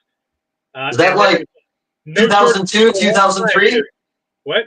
What year was that? 2002, 3? Blonde pastels, which everybody thought were better, which they were just the same thing. But which ones?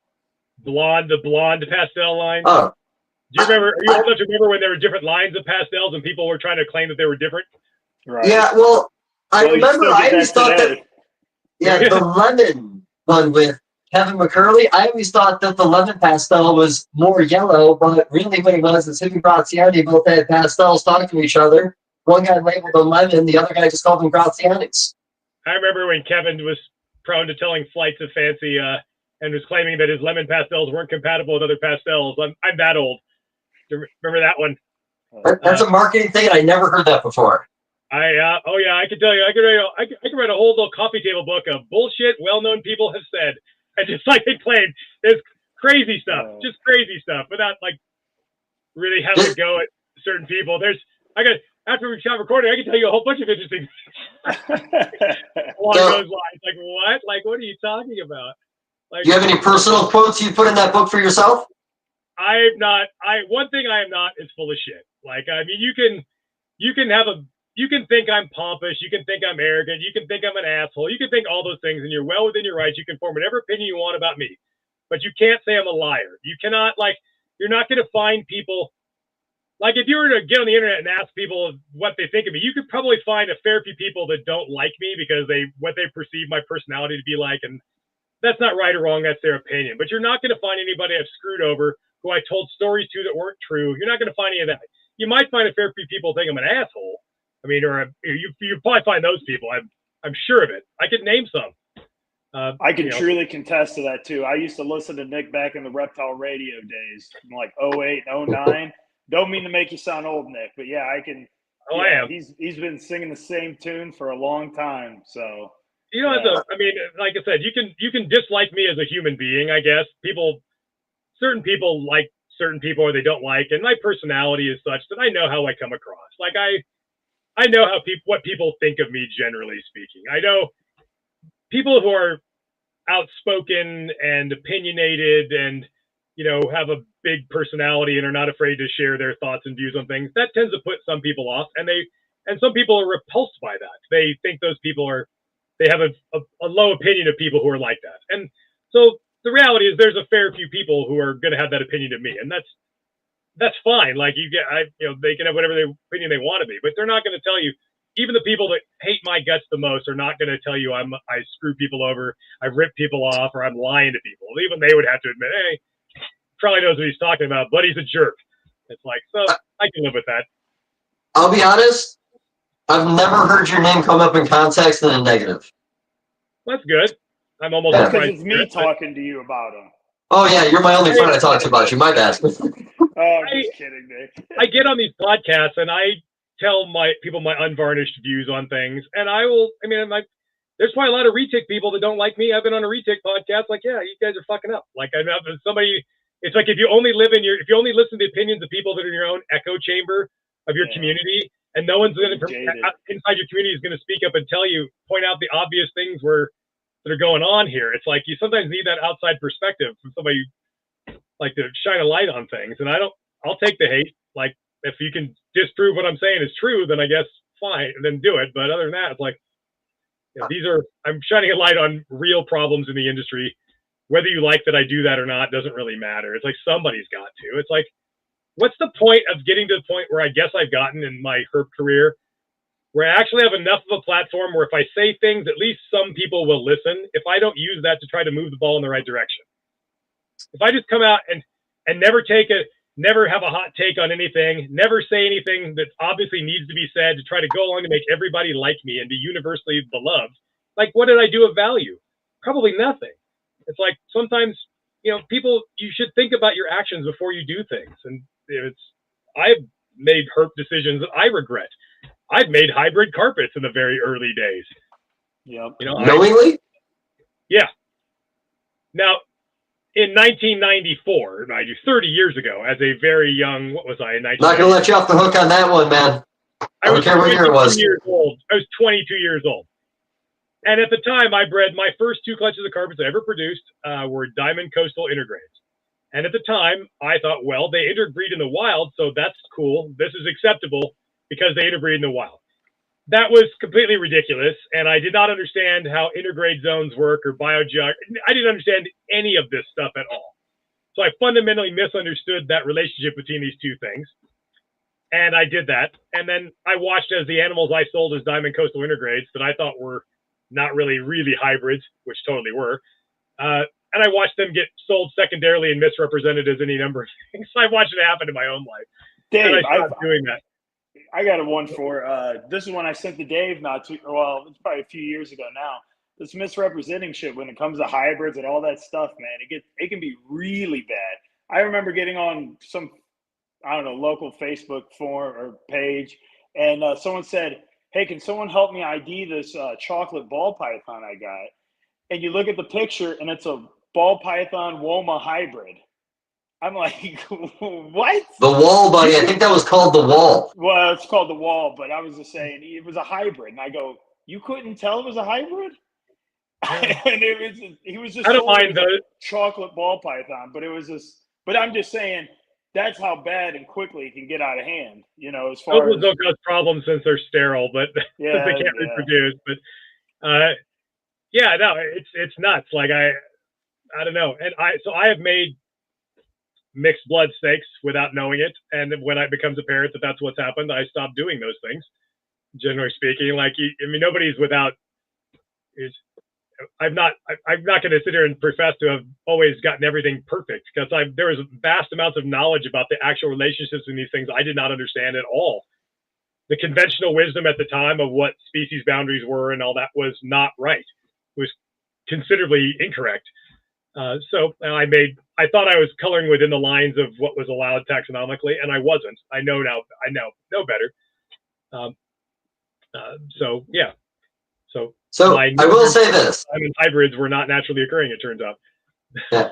I love conversations like this because I'll be honest, I do agree with a lot of what you're saying, but I do have a lot of pushback on a lot of things you say, just for the sake of the debate.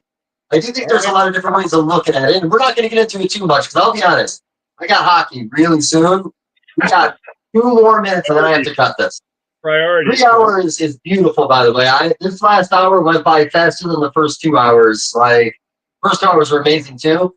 Really like this, but I appreciate a lot of your point of views on a lot of things. I think some of your stuff in ball pythons, it's I don't know. Like you know ball pythons better than most people that fish about ball pythons, but I see a lot of success in ball pythons, and like I said, I do believe that ball pythons are why we are where we are right now in the hobby.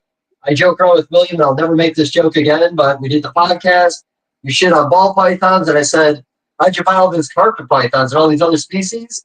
He said, oh, yeah, it was all my ball python money. So I agree with you on a lot, and I will challenge. I'm a hype man. I do see people failing in ball pythons.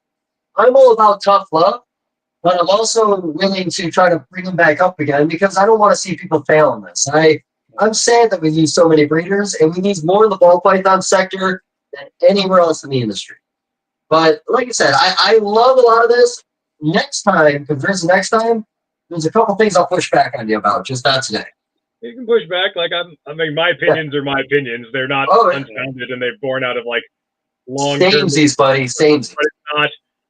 It's like I said, I agree with you more than I disagree with you. Ball pythons are kings, and they will remain so. You're never going to achieve like a kind of an even keel until supply and demand are mostly in agreement. And the thing with ball pythons is it's too easy. I have a ball python friend you've never heard of that had 107 clutches. So if some dude you never even freaking heard of had over 100 clutches, and he's a dude nobody ever heard of. It's like the ability to make that many and be that successful with them lends itself towards overproduction. It's really it's always going to be an overproduced species, and that's why we run into some of the pricing issues we have. And I will say that the ball python industry always seems to find a way to reinvent itself. I think arguably the last big crash in my eyes is when the GHI and the banana were at $10,000, and then like a year later they were under 1,000. And I think that was very traumatizing for a lot of people. Well, the banana thing, let's be honest, that was a bunch of smoke and mirrors and deception. And I remember asking Brock Wagner point blank, like on whatever the forum was at the time or whatever the venue was on social media at the time, I can't remember. He had a clutch of bananas and everything, and he showed there's like 3 bananas in it, and like and it was ooh and on. I think at that point he was still wanted $50,000 or $60,000 a piece for them. Yeah. It was in that early days. And I asked him, I go, how many bananas did you produce? I asked him, I go, how many bananas did you produce this year? And he got super shitty and publicly right. I'm not telling anybody how many I produced this year. It's like, well, right there, you just told everybody it was a shitload. Because if the answer was 7, you would have said 7. But you know that the answer was a number sufficiently high that if people knew what the number really was, no one would give you $50,000. So you just like, you gave the whole thing away. It's like that kind of stuff. It's like if everybody's sitting on a secret army of bananas and they're not moving and they're trying to get 50 grand, and then of course it collapses. It's like of course this was going to happen. Like the sex-sling thing too, man. That's one of those variables in that morph, though. The sex-slings, once you got to the male-making males, the market got saturated like overnight. I still have never seen a coherent science-based explanation for that. No, and I don't think you ever will. Yeah, well, that should tell you something, that it's at least probably there's a chance that a little bit of bullshit is sprinkled in there too. Like, I always thought it was a bit convenient when the market went from they only make females, and then when everybody wanted males, and then when you couldn't warehouse enough males, they switched right around that same time in the market cycle to only making males. I thought that was convenient timing, and I will admit readily that I'm not a banana ball python expert. I've made quite a number of them, my own self. But when I say quite a number, I mean I probably made 20, like, which is absolutely nothing compared to most ball python people. So my sample size, while a lot for me, is incredibly small in the grand scheme of things, I'll grant you. But I saw fuck all, no sex like anything in my limited number. We're talking maybe 6 or 7 clutches total ever. I saw no consistent. Did I have more males or females? I don't remember. It wasn't so biased one way or the other that I saw anything like that. I produced males. I produced females. I held back females I produced. I held back males I produced. I never saw anything as a clear cut and dry sex-link thing in but my sample is people fall in love with the idea of these, that you shouldn't extrapolate too much from Nick Mutton's 6 clutches of this many babies. That's not, that's a small sample size. When something's been produced tens of thousands of something, that's a big sample. My sample is prone to bias and for being small, but in my personal collection, I didn't really see anything like that. Why? So my understanding, the way the ball python or the way the banana gene worked is, originally I think it was Will Slaw got in some of the original ones. I think I know the guy who got it from. I won't mention his name. And then I think Brock was one of the early guys in the game, the Coral Glover at Kevin's place. But essentially what I'm getting at is I think it started with female through female makers. A female made a male one time, but that male was a female making male. And then when that male accidentally made a male, that became the male making males. And that's when shit got out of control. Yeah, but I mean, if you've been around a long, long time, you remember that where the banana really came from. And it's like, there's a lot of lies and bullshit that goes, a lot of skullduggery with that more from the day one. It was thought to be a caramel albino when it came in, I remember. White smoke albino. And there's a whole bunch of drama about how that came about, but that most people are not privy to. But if you're old like me, you were around back then, and or if you know someone old, there's been a lot of no small amount. There's probably been more bullshit about than anything in the ball python history about that morph. An incomplete dominant albino that hatches out freaking purple. It's the most amazing, at least as a baby. Can you imagine if you hatched out the first one of those and it came out in the first generation and the adults look like shit, but man, the baby's the most amazing looking thing you've ever seen in your life. It's absolutely, your retinas just burn out. It's so insane. You can't believe it. And it went early on when things were at this like crazy. Yeah, it's nuts. It was nuts. So another thing, regardless of how many of those animals Brock made that year, you asked them, just your description of the banana is so true. There was nothing like it at the time. So that market would stay as high as it was if the demand was always there to get that animal in their collection. The problem is, like, it becomes eventually the newness of it wears off and it's not new and it's inexpensive. And then it kind of kills the color of things because the ball python, it took them a long time to figure this out. But for a while, everybody was trying to make everything as light and bright as possible. But the consequence of that is that you lose contrast entirely. So no one cared about dark morph stuff that much. And then when you figure out like the sweet spot is like two dark genes and a light gene mixed in, and like, ooh, look at all that. You get like bright colors, but deep dark colors that really contrast, it really pops, which is what everybody's trying to do now, which is visually more striking. Banana stuff, you blow too much paint off of the snake. You're blowing so much paint off of it, you end up with something that's light and faded and not that dynamic because you took too much paint off. Yeah, I agree with that 100%. And honestly, like, they talk about throwaway genes and ball pythons, pastel, lesser kind of throwaway genes right now when it comes to going into high-end projects. Banana is kind of not necessarily a throwaway gene, but you don't see banana going into high-end projects anymore like you used to. No, it's crazy to me. Like, to think of some of the things that people were like, would have killed somebody over. And now, another ball python friend of mine, he had some clutch. It was like 6 or 7 genes in each parent, usual kind of stuff, par for the course these days. But he was like really, really stoked that he only hatched one blue-eyed Lucy in the clutch because he was trying to whiff on making a blue-eyed leucistic, which was the holy grail 10 years ago. I was like, everybody wanted, like, oh man, thank God there was only one blue-eyed Lucy in the whole clutch. It was all about trying to, and I think one of them was a pastel too. He was trying to whiff on a couple of these genes and just wanted them not even to be there. It was like you're trying to miss on things that people were like fighting over in years past. Yeah. It's because the trends are constantly changing. And I will say that, and I'm not trying to like defend ball python people, by the way. I'm not even really that much of a ball python guy. I just know too much about it like you do. But what I will say is, I believe in ball pythons now, there's more thought being put into pairings where it used to be throw shit at the wall and see what's stuck. So I do like the mindset of breeding now more than what it was even 5 years ago. That is an incredibly positive thing, though. People putting thought into what they're doing, trying to predict, like, I'm going to do this and this and this because I want this result over here, and you're thinking about it. You're thinking a couple steps ahead of a long-term goal. That's how you improve the market. It's like by putting thought, throwing everything against the wall and mass producing and whatever sticks and making as many clutches of whatever random shit you can. It's what causes the problem historically. It's like, make smaller number of animals that are clearly more thought out with, and have better projects, not more projects. Make better animals, not massive numbers of them. Try to, well, there's so that's much. the chasing the triple and quad projects now. And then once they get to those visuals, it's going to be about putting all those same codowns back into it like we did before. But some of those are going to be letdowns. I mean, just making it. For sure. Well, you're seeing some now that are letdowns, like, sunset clown pies.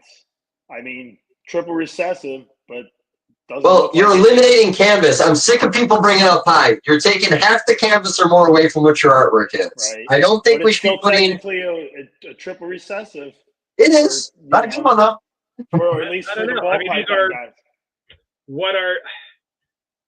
I think I am amazed now. Like every time I do an expo, I walk around and I have friends that breed tons of ball pythons in the Northwest. So I look at everybody's table and I am like continually amazed at what I see and then disgusted at how cheap the thing is. Like I was just like, I will see something like, I cannot fucking believe how amazing some of these ball pythons look. Because being somebody who was in it at the very, very, very, very beginning. I gave Peter Call $5,000 for a low white male pied. Cash money. Back in the day. Like, someone who's been in it since the very beginning and watched how it goes, and I look at some of these snakes, and I can't even believe they're real. They don't even look, they look like they're plastic. This can't be a real living animal. It's so insane, and it's $200 fucking dollars. I'm like, what? I was like, how is this even possible you could make a living thing that looks this crazy, and why is it so freaking cheap? And people are like, oh, that's no big deal. That's like, it's like they're just like, it's like become desensitized to just how insane some of this stuff is, that this is just ordinary normal shit. It's like, that's crazy. Couldn't agree with you more. I can't remember what the combo was. It was some like pied combo, but it was like basically the color, it was basically fluorescent orange and a few other little bits and bobs, but I was like, it was a color of orange I can't even put into words. It's like, that's not real. That's paint. That can't be a living thing that produced a pigment that looks like that. How is that? He wanted a lot of money for it, but I'm like, how is that even biologically possible? There are no chromatophores that are fluorescent orange. How is that even doable? What the hell? It's like, why? People are just desensitized to just how amazing some things look, that they're not even shocked anymore. There's too many amazing things. You have 1,000%. And I will say, and by the way, William, prepare your last question, because I'm going to get that in. So get a little food in me before I go play. I'm greedy, buddy. I need me now. Okay. But okay, I'm sorry. No, it's okay. I completely lost my thought on that. But what the heck were we just saying? how amazing It's some of this stuff is. Yes, they are amazing, but they're not all investable, is the way I put it. Some people look at something and they don't look at it as an investment, and I think that's what the breaker is on a lot of these animals that should be investable are not investable. Yeah, that's probably true. You do end up with some of these combinations where you almost couldn't mass produce it because you can't ever, there's no configuration that'll make a whole clutch of this. Yeah. You can't actually do it. It's like, which maybe that's good. I don't know. Like maybe something that's perennially hard to make is a good thing. But I don't think it's bad. No, so one more thing, we were talking prices. I said we were done, but clearly we're not done because I keep fucking talking. The trick ball python. I brought this up last night on the podcast. You remember the trick ball python? You remember Dan Wolf, so on and so forth? Yeah. What a boring little animal that is. So you change the name to Hurricane, charge $7,000 to $9,000, and suddenly it goes in all the projects. And here's the thing: it actually makes things better. You've seen the Pompeii ball python? Yeah. He just added Hurricane to it and showed two adults side by side. The color was magnified, looked significantly better, and we never would have thought that by looking at the trick ball python. Here's the thing, though. That story is played out 100 times in ball python land, where somebody has a morph, nobody cares. Somebody else gets another one out of the wild that is clearly and obviously the exact same damn thing. They pretend that it's not the same thing, deny that it's the same thing, charge a princely sum. People buy it, and they're like, you could have made that 9 years ago with this other thing that is clearly the same thing. But it's like, so we all chase after the new version of it. It's like, there's probably 25 or 30% fewer ball python morphs than people think. It's like so many things are the same thing. It's the same. Just to clarify, they all have different names that are all the same thing, like a dozen. Like it's like very, very true. Yeah, it's like it's kind of like all these things. There's always another version of it that's been around that people slept on, and then now we get excited about the new version that's just exactly the same as this other thing. Why is Hurricane desirable, but no one cares about Trick? It's like it's the same thing. Well, it is the same thing. Trick, Blitz, and Hurricane is the same, but here's the difference: is I saw a Lemon Blast Trick back in the day, and then I saw nothing of her again. So when something new came up in another country in Hans's collection, I don't think anybody ever even thought it could be Trick until they thought it could be Trick. And I know at genetic testing and at RGI, they were able to say, yes, this is the same animal, but we never saw combos like Hans made. Am I saying his name right? He did the leopard bow too. Is it Hans? Yeah, Hans. Yeah, we never saw it. Even I made the comment about like the Raven project, which essentially is just another chocolate. But at one point when chocolates were $50, Ravens were $7,000 because we were seeing combos and Ravens we had never seen in chocolates because we gave up on that project too early. Well, how much is that? How much is that just us believing? Oh, that breeder must be telling the truth, and we just trust his word for it. We go, oh, well, he's a breeder, so he must be telling us it's My thing is I don't even think the breeders realize sometimes is my point. Like, because there was nothing to compare it to. Well, I mean, in the case of the hurricane, this is like the same old shit we already had. But two things happen. One, he's in Europe, and anything that's overseas, there's an extra little bit of sexy that comes. Ooh, it's over there. Like, and what did he do? He took his version of a gene that's the same exact thing you already had, and he actually did some stuff with it, and then showed some results. Oh, look at all this cool stuff you can do with this, which then people got excited about. He just worked a project that no one bothered to work that we had earlier. That no one. He put the time and work into something people didn't do here. Yeah. And reinventing genes. Red stripe was a good example too. Red stripe was reinvented when we saw the Pompeii. Before that, nobody cared about red stripe. Everybody's joke in the ball python community was they had just sold their fucking red stripes. Anybody that is listening to this now or in the future, I would like them to send me an email and show me a picture of what a fucking red stripe looks like by itself. I have never seen a picture of a red stripe. It seems to only exist in combination with 2 or 3 other things. I want to see the bare bones, single gene, red stripe with nothing else. I've never seen it. It's always like some 9 gene snake that's a red stripe. It's like, yeah, fuck, I guess. I don't know. Like, what does this even look like? I've never seen one. It doesn't. I'll send you a picture. Yeah, I was just saying, I got pictures. I don't actually have a dog in that fight, but I'm always like, what does this even look like? I've never seen it by itself. Like, I've seen combinations that they had it in there that were cool looking, but I've never seen it by itself. Like, let me pause. William, have you thought about your final question? No, I got so invested into this, I lost it. All right. Well, I'll go first then. I'll give you a second to think about it. Nick, what is your favorite ball python combination of all time? What? My favorite ball python combination? Ball python of all time. That one that stands alone to you. For me? If you're single gene, a double gene, it doesn't matter. I would have said the rare instance of the panda pie that's not jacked up. I might have to change that to like a Suma pie. The idea of ultimate contrast, jet black, bright white, a California king snake, which I also think might be the world's most beautiful snake, if we're being honest. You cannot have more contrast than jet black and bright white. And that combination of ball pythons, that is the ultimate in contrast. So if you had a perfect one that didn't have any defects or anything, it would be, I don't think anything's going to top that. I think that is so just. That's fair. I think that's a great combination. The Suma or the Suma pies or the panda pies, the super, or even like I've seen the black or the Suma. Your favorite one would be the Suma black pastel pie. Yeah, I saw that recently. It's like, wow, they made it. They finally made the jet black and perfectly black, perfectly white. That's awesome. Is this really the last thing you guys are going to talk about on this epic ass episode? You're gonna land the plane on fucking ball pythons. Are you serious? Andrew, do you have a final question for Nick? What the fuck? This is fucking bad, dude. What are you doing? One more. It's on purpose. Relax. I'm trying to be a comedian over here. Please don't land the plane like this. Please don't land the plane like this. Well, it's up to William, buddy. We just crashed. Are you gonna fix this? Make it difficult. Difficult. Jeez. Not difficult, man. I don't have 40 minutes. Well, I don't know if he can really answer this question because it's one that's been on my mind for the last, I don't even know, a couple months. What are the chances? I would say, what are the chances of that? Was it the Flinders Range carpet coming into the U.S.? If you know who I'm talking, well, I know you know who I'm talking about. Who had it? Don't know. Hope and a prayer. Oh no, I don't know. Like it's always. Hey, what was the first thing you said? What? Oh, I thought the first thing you said was not to ask questions like this. Well, no. This is out of Australia.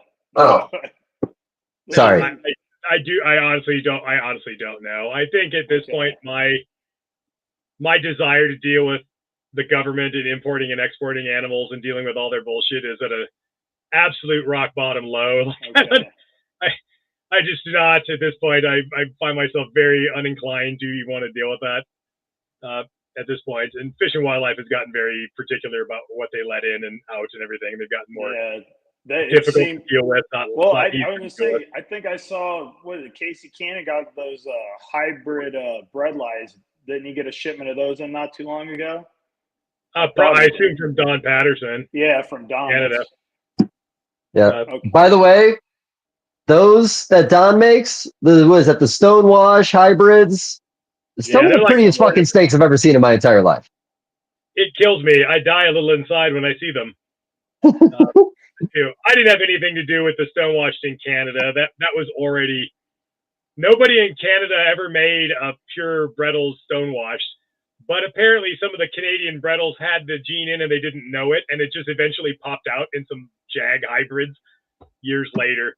But they never, like, nobody up there has a pure stonewash, really. It's like, actually, I think there might be some that they imported from Europe from Paul, but that's why so I didn't have anything to do with those being there. But the fact that, like, Mr. Carpet Purist, that the most insane looking carpet morph combo that exists is it's like a Jag hybridized with like my signature project or something that I proved out. Like, just, I die inside every time.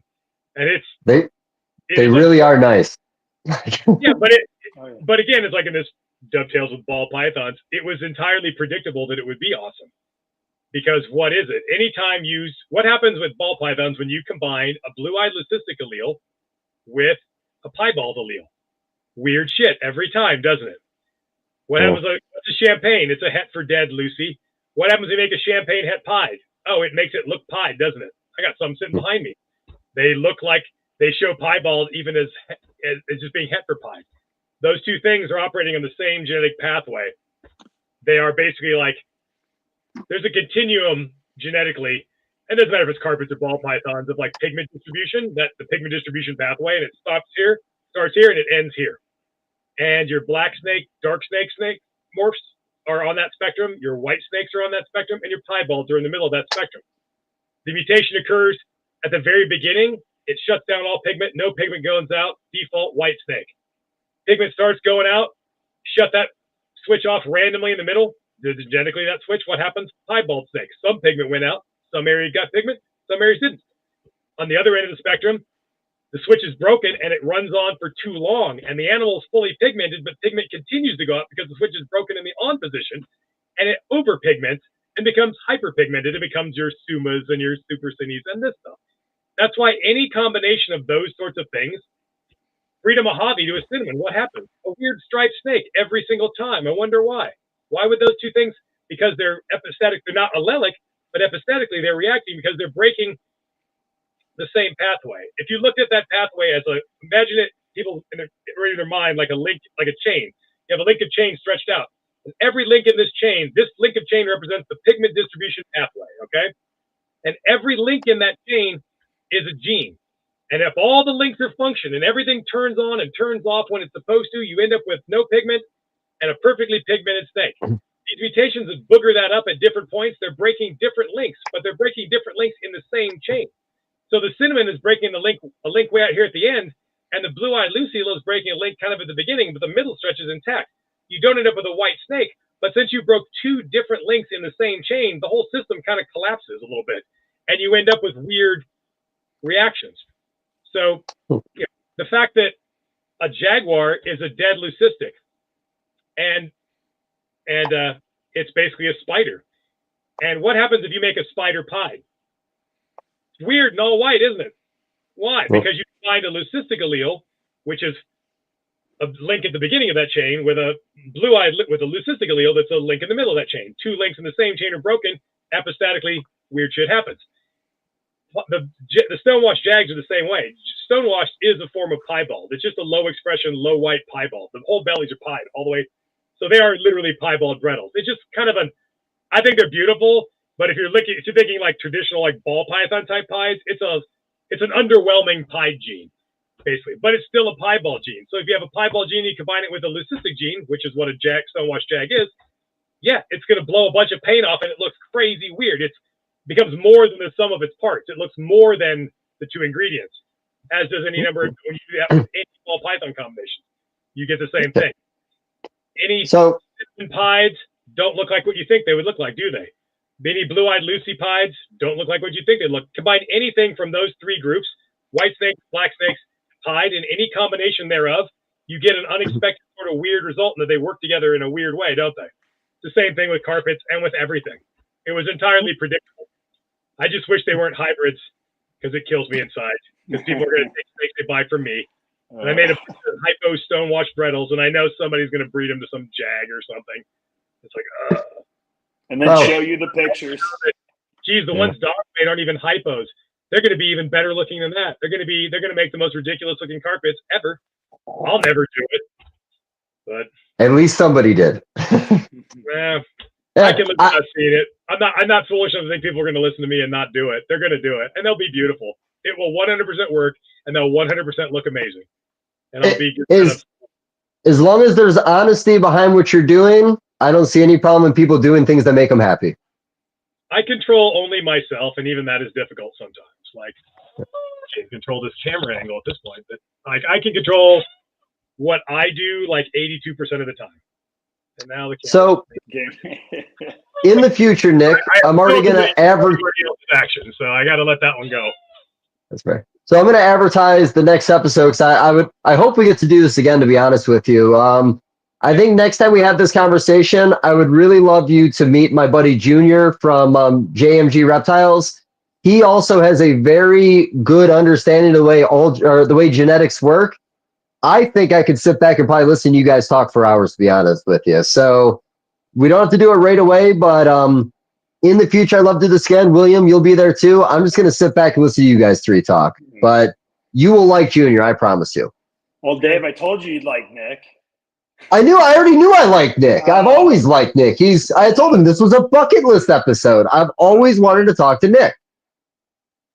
But nonetheless, conversations about the way genes work and the interplay of that stuff is probably more useful information and more informative for listeners than about anything else, because you sometimes hear like dumb things about like ball python genetics as if they're different from fruit fly genetics. It's like there's just one type of genetics. It's all the same.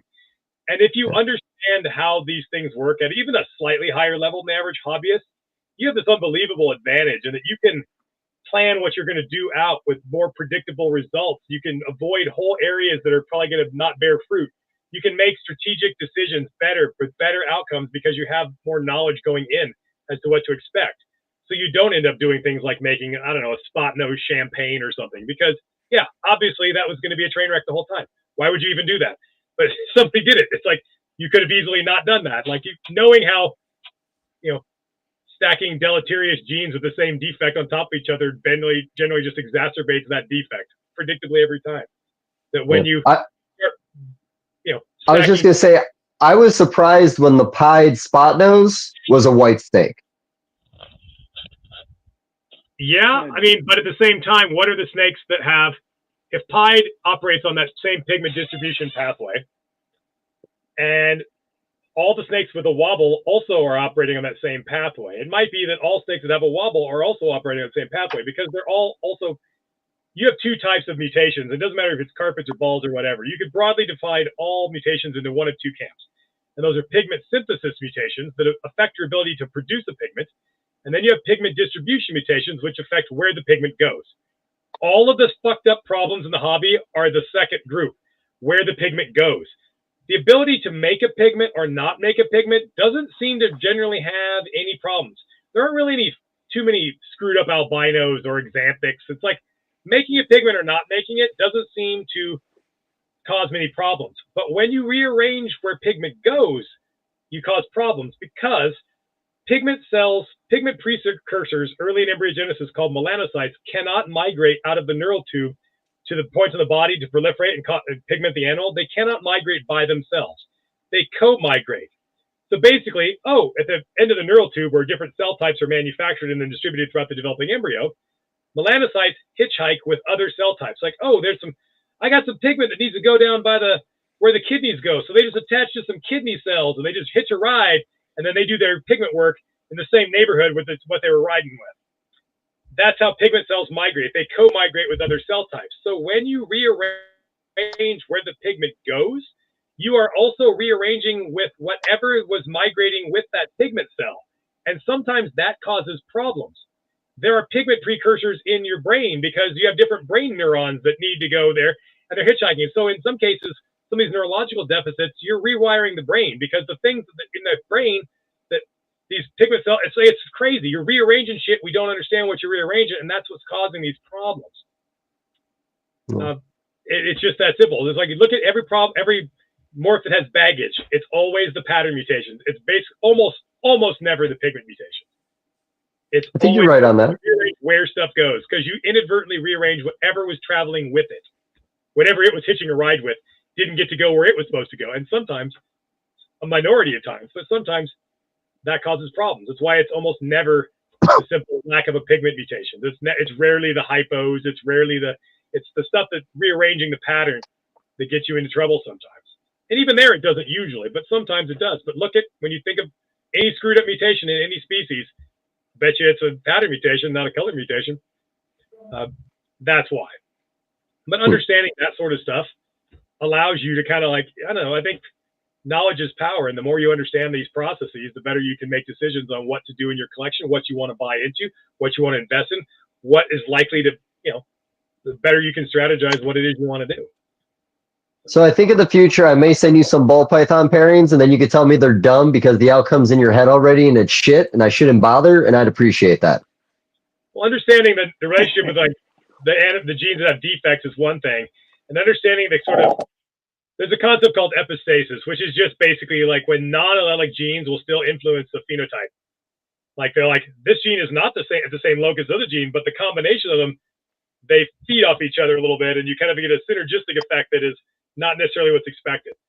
That happens a lot. I mean, you can understand that broadly speaking, there's certain, not rules, but there's in a lot of cases you can kind of predict that even without having done it before. You can kind of, well, like I just said, any blue-eyed leucistic allele with any dark snake allele or any piebald allele in any species is almost certain to produce something that's a little bit not what you pictured in your mind.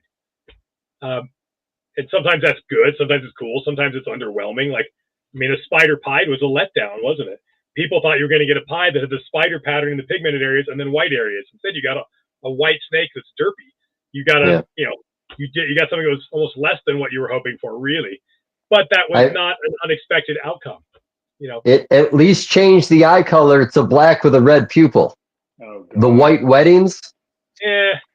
If you look at like with leucistic alleles, and anytime you add a leucistic, you add any of that stuff to a pied gene, and you add any of the white snake alleles, it doesn't matter any of them, it always makes it a higher white pied. You ever seen a super low white fire pied or yellow belly pied or a spider pied or anything? Add anything that makes a white snake to pied, and you end up with a higher than average white pied. You might not be super high white, but you always end up on the higher white spectrum, don't you? Because it pulls it that direction via epistasis. So, but you can note that. Would you have predicted that the blackhead bred to the spider would make it not look like a spider and just make normal looking ball pythons? Do you know what I'm talking about? Yeah, I know. I would have never predicted that in a million years. I wish I could say, man, I'm so smart. I totally saw that coming. Totally surprised everybody else. Right. Yeah, I thought that was pretty wild. That is in all of herpetoculture, in every species of everything that anybody's ever bred. I defy anyone to give me a single other example of that phenomenon where two genes are basically the polar allelic and the opposite ends of the same spectrum, so that one basically just reverses the other and you end up basically with a normal phenotype. I can't think of a single time that's ever happened. I mean, it's obviously possible, but man, you talk about what a letdown that person might have had. Oh man, I'm making a blackhead spider. It's like, what? Well, I think making spider combos was a letdown in that one, but we won't say that. Well, again, that gets back to the people were not totally honest about that gene initially. I mean, not being honest about it being het for dead or being wobbly. It was like, that was bad for business. We shouldn't talk about that. Yeah. We just keep on like, nope, there's no super spider. There's not, nope, it's like keep deny. It's like, well, there's still money. You didn't start hearing about that stuff until the price came down to a point. People were like, hey, what the fuck? Like, it's like, but that's the case with most deleterious genes in the morph game in any species, not just ball pythons. People tend to downplay or deny at the high end. And then people who buy the animal at the expensive price, they have oh shit, I got to make my money back and these things are a mess. I better not talk about it either. It's not till the price gets down to a point where somebody that has bought one relatively inexpensively will just say, what the fuck? Because they don't have $10,000 on the line. And then it's like, what's going on? It's like, why did it take so long to start talking about champagnes being wobbly? It's like, it's not like it was a new gene when they started talking about it. It's been around for a minute, right? It was because it was bad for business. Oh shit, I just paid $10,000 for this thing. I need to make my money back before it's like this sort of stuff. But I agree with that. Got to make carpets with jaguars the same. I mean, it's not a uniquely ball python thing. It's like, the Scoria boa constrictor. I said it at the exact same time you did. Like, yeah. Oh, did you? Shit. Yeah, Scoria boas. Remember when those came out like 25 years ago and then disappeared for a while? It's like ScoriaBoa.com. Yeah, and it's like, and I gotta, you know what a Scoria boa is? It's a fucking spider boa constrictor. It's like, yeah, it's an incomplete dominant, reduced pattern, incomplete dominant snake with a neurological wobble, and the super seems to be missing. It's like, I wonder what the super form is. I'll tell you, it's a dead white boa. It's not mysterious at all.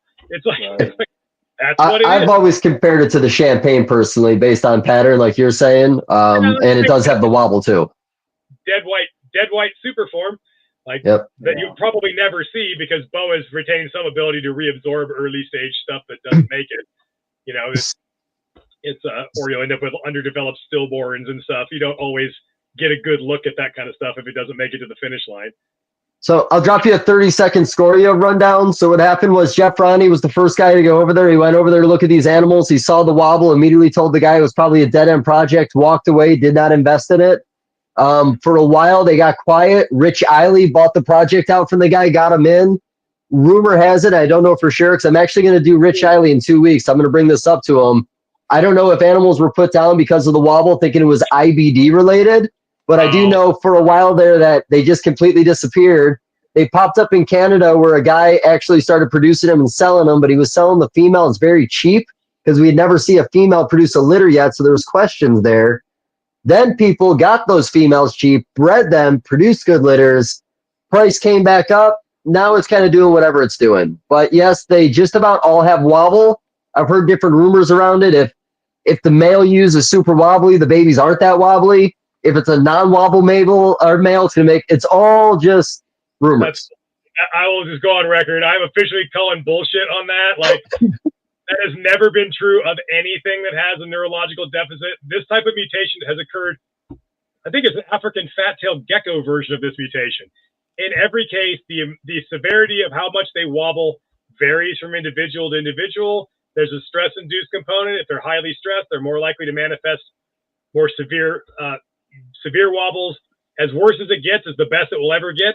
So if you have an animal that goes from not being very wobbly to really wobbly, it's going to stay really. It's not going to go back to being not very wobbly. It just is, and it doesn't matter. The non-wobbly one makes the most wobbly one you ever seen, and vice versa. It just is baked into the morph itself. I think the Scoria might be the single most beautiful boa morph that ever existed. I think on its own, it is absolutely stunning, and I don't care about boa morphs at all. And I'm even like, fuck, that is a beautiful animal. It's just beautiful. And couldn't agree more. I think it's a spider it's a spider boa. You just have to accept that's what it is, and this is what's up. You're not going to fix it. You're not going to breed it out of it. It just is. And if you can live with that and that doesn't bother you, then you're never going to make a super Scoria. You just accept that and deal with it as it is. I think it's a beautiful snake. I don't know. So I would love to see some scans on the skull to see if there's something about the formation. And I know this probably isn't anything that could be real, but I did have one Scoria that had a Central American blood bred into it, and my female was perfect, never wobbled no matter what happened, not during feeding, not during handling. She's perfect. So far. It could be a rare case, but very early on in the conversation I mentioned I brought a female super caramel tiger jag coastal carpet out of retirement. Yeah. That snake never showed even the slightest hint of any wobbly behavior at all until she was gravid with her third clutch. At 7 years old, heavily gravid with clutch number 3 of like 25 eggs. Then she just went full derpy and has been so ever since. But it was like a 7-year-old, going into her third good clutch. Never. And then, ta-da, here I am. I think it's like, if you have one that's not, that's awesome. That's great. But I don't think you should probably always don't be surprised if that changes, but maybe not, maybe. Right. But it's a defect that's part of the mutation itself, so you can never separate it or fix it. No amount of outcrossing. Well, look at spider balls. That's probably the most outcrossed snake that's ever existed in the history of snakes. And it doesn't get better. It just is. And it's like, it's just, if you can accept it and live with it, and I don't know how bad it is. And I mean, clearly it's not the same in all things. I've had a lot of champagnes. They're not as bad as spiders are on average. It's barely, I've honestly never seen a champagne do anything weird. I accept when other people tell me they have seen it. I believe them. I've never personally even seen it. I've never seen them do anything weird. I have no doubt that they do, but it's clearly not as bad on average as a spider is. No, a lot of champagnes are just fine. Certain combos, like as you said before, will act in a certain way, keep spot nose out of it, keep hidden G-Womb out of it. They'll be alive, they'll live, but you are going to see some pretty high degree of wobble. But in my pastel and my in-sheath, my leopard champagnes, they all seem pretty normal to me, personally. Yeah, that's good. But okay, guys, now I mean it. This is it. We're done. It's 3 hours and 40 minutes. I'm not talking anymore. We're out of here. I'll get out. If you guys want to hang out, you guys can hang out as long as you want. But I got coming on and talking about ball pythons. I did that for MJ. Well, how about this? I really mean it. I would love to do this again, and I would like to get Junior with JMG. We'll be talking a lot of geckos. We'll be talking hognose, which is one of his big specialties. We'll be talking polygenes and leopard geckos. We could talk about the enigma running in circles when we get into that conversation. We're not talking enigma now, though. Let's save it. But yeah, no, I really do appreciate you, Nick. Cut it off, because if you I'm trying. There's so much that can be said, but I'm done. All right, tap it out. All right. So honestly, thank you guys. I really do appreciate it. And it seems like a silly thing to say, guys, but Floyd, the albino green tree python, really was one of my favorite animals ever. I close my eyes. I've always seen the picture of it hanging on the branch breeding. I'm very bummed out to hear that animal's gone. Other than that, I believe in 2 weeks we will be doing Warren Booth with Rich Eiley. So my boa fans, get out there. I haven't heard from that guy in a long time. I cannot wait to talk to those guys. So thank you as always. Don't forget to hit the like button. Subscribe. Later.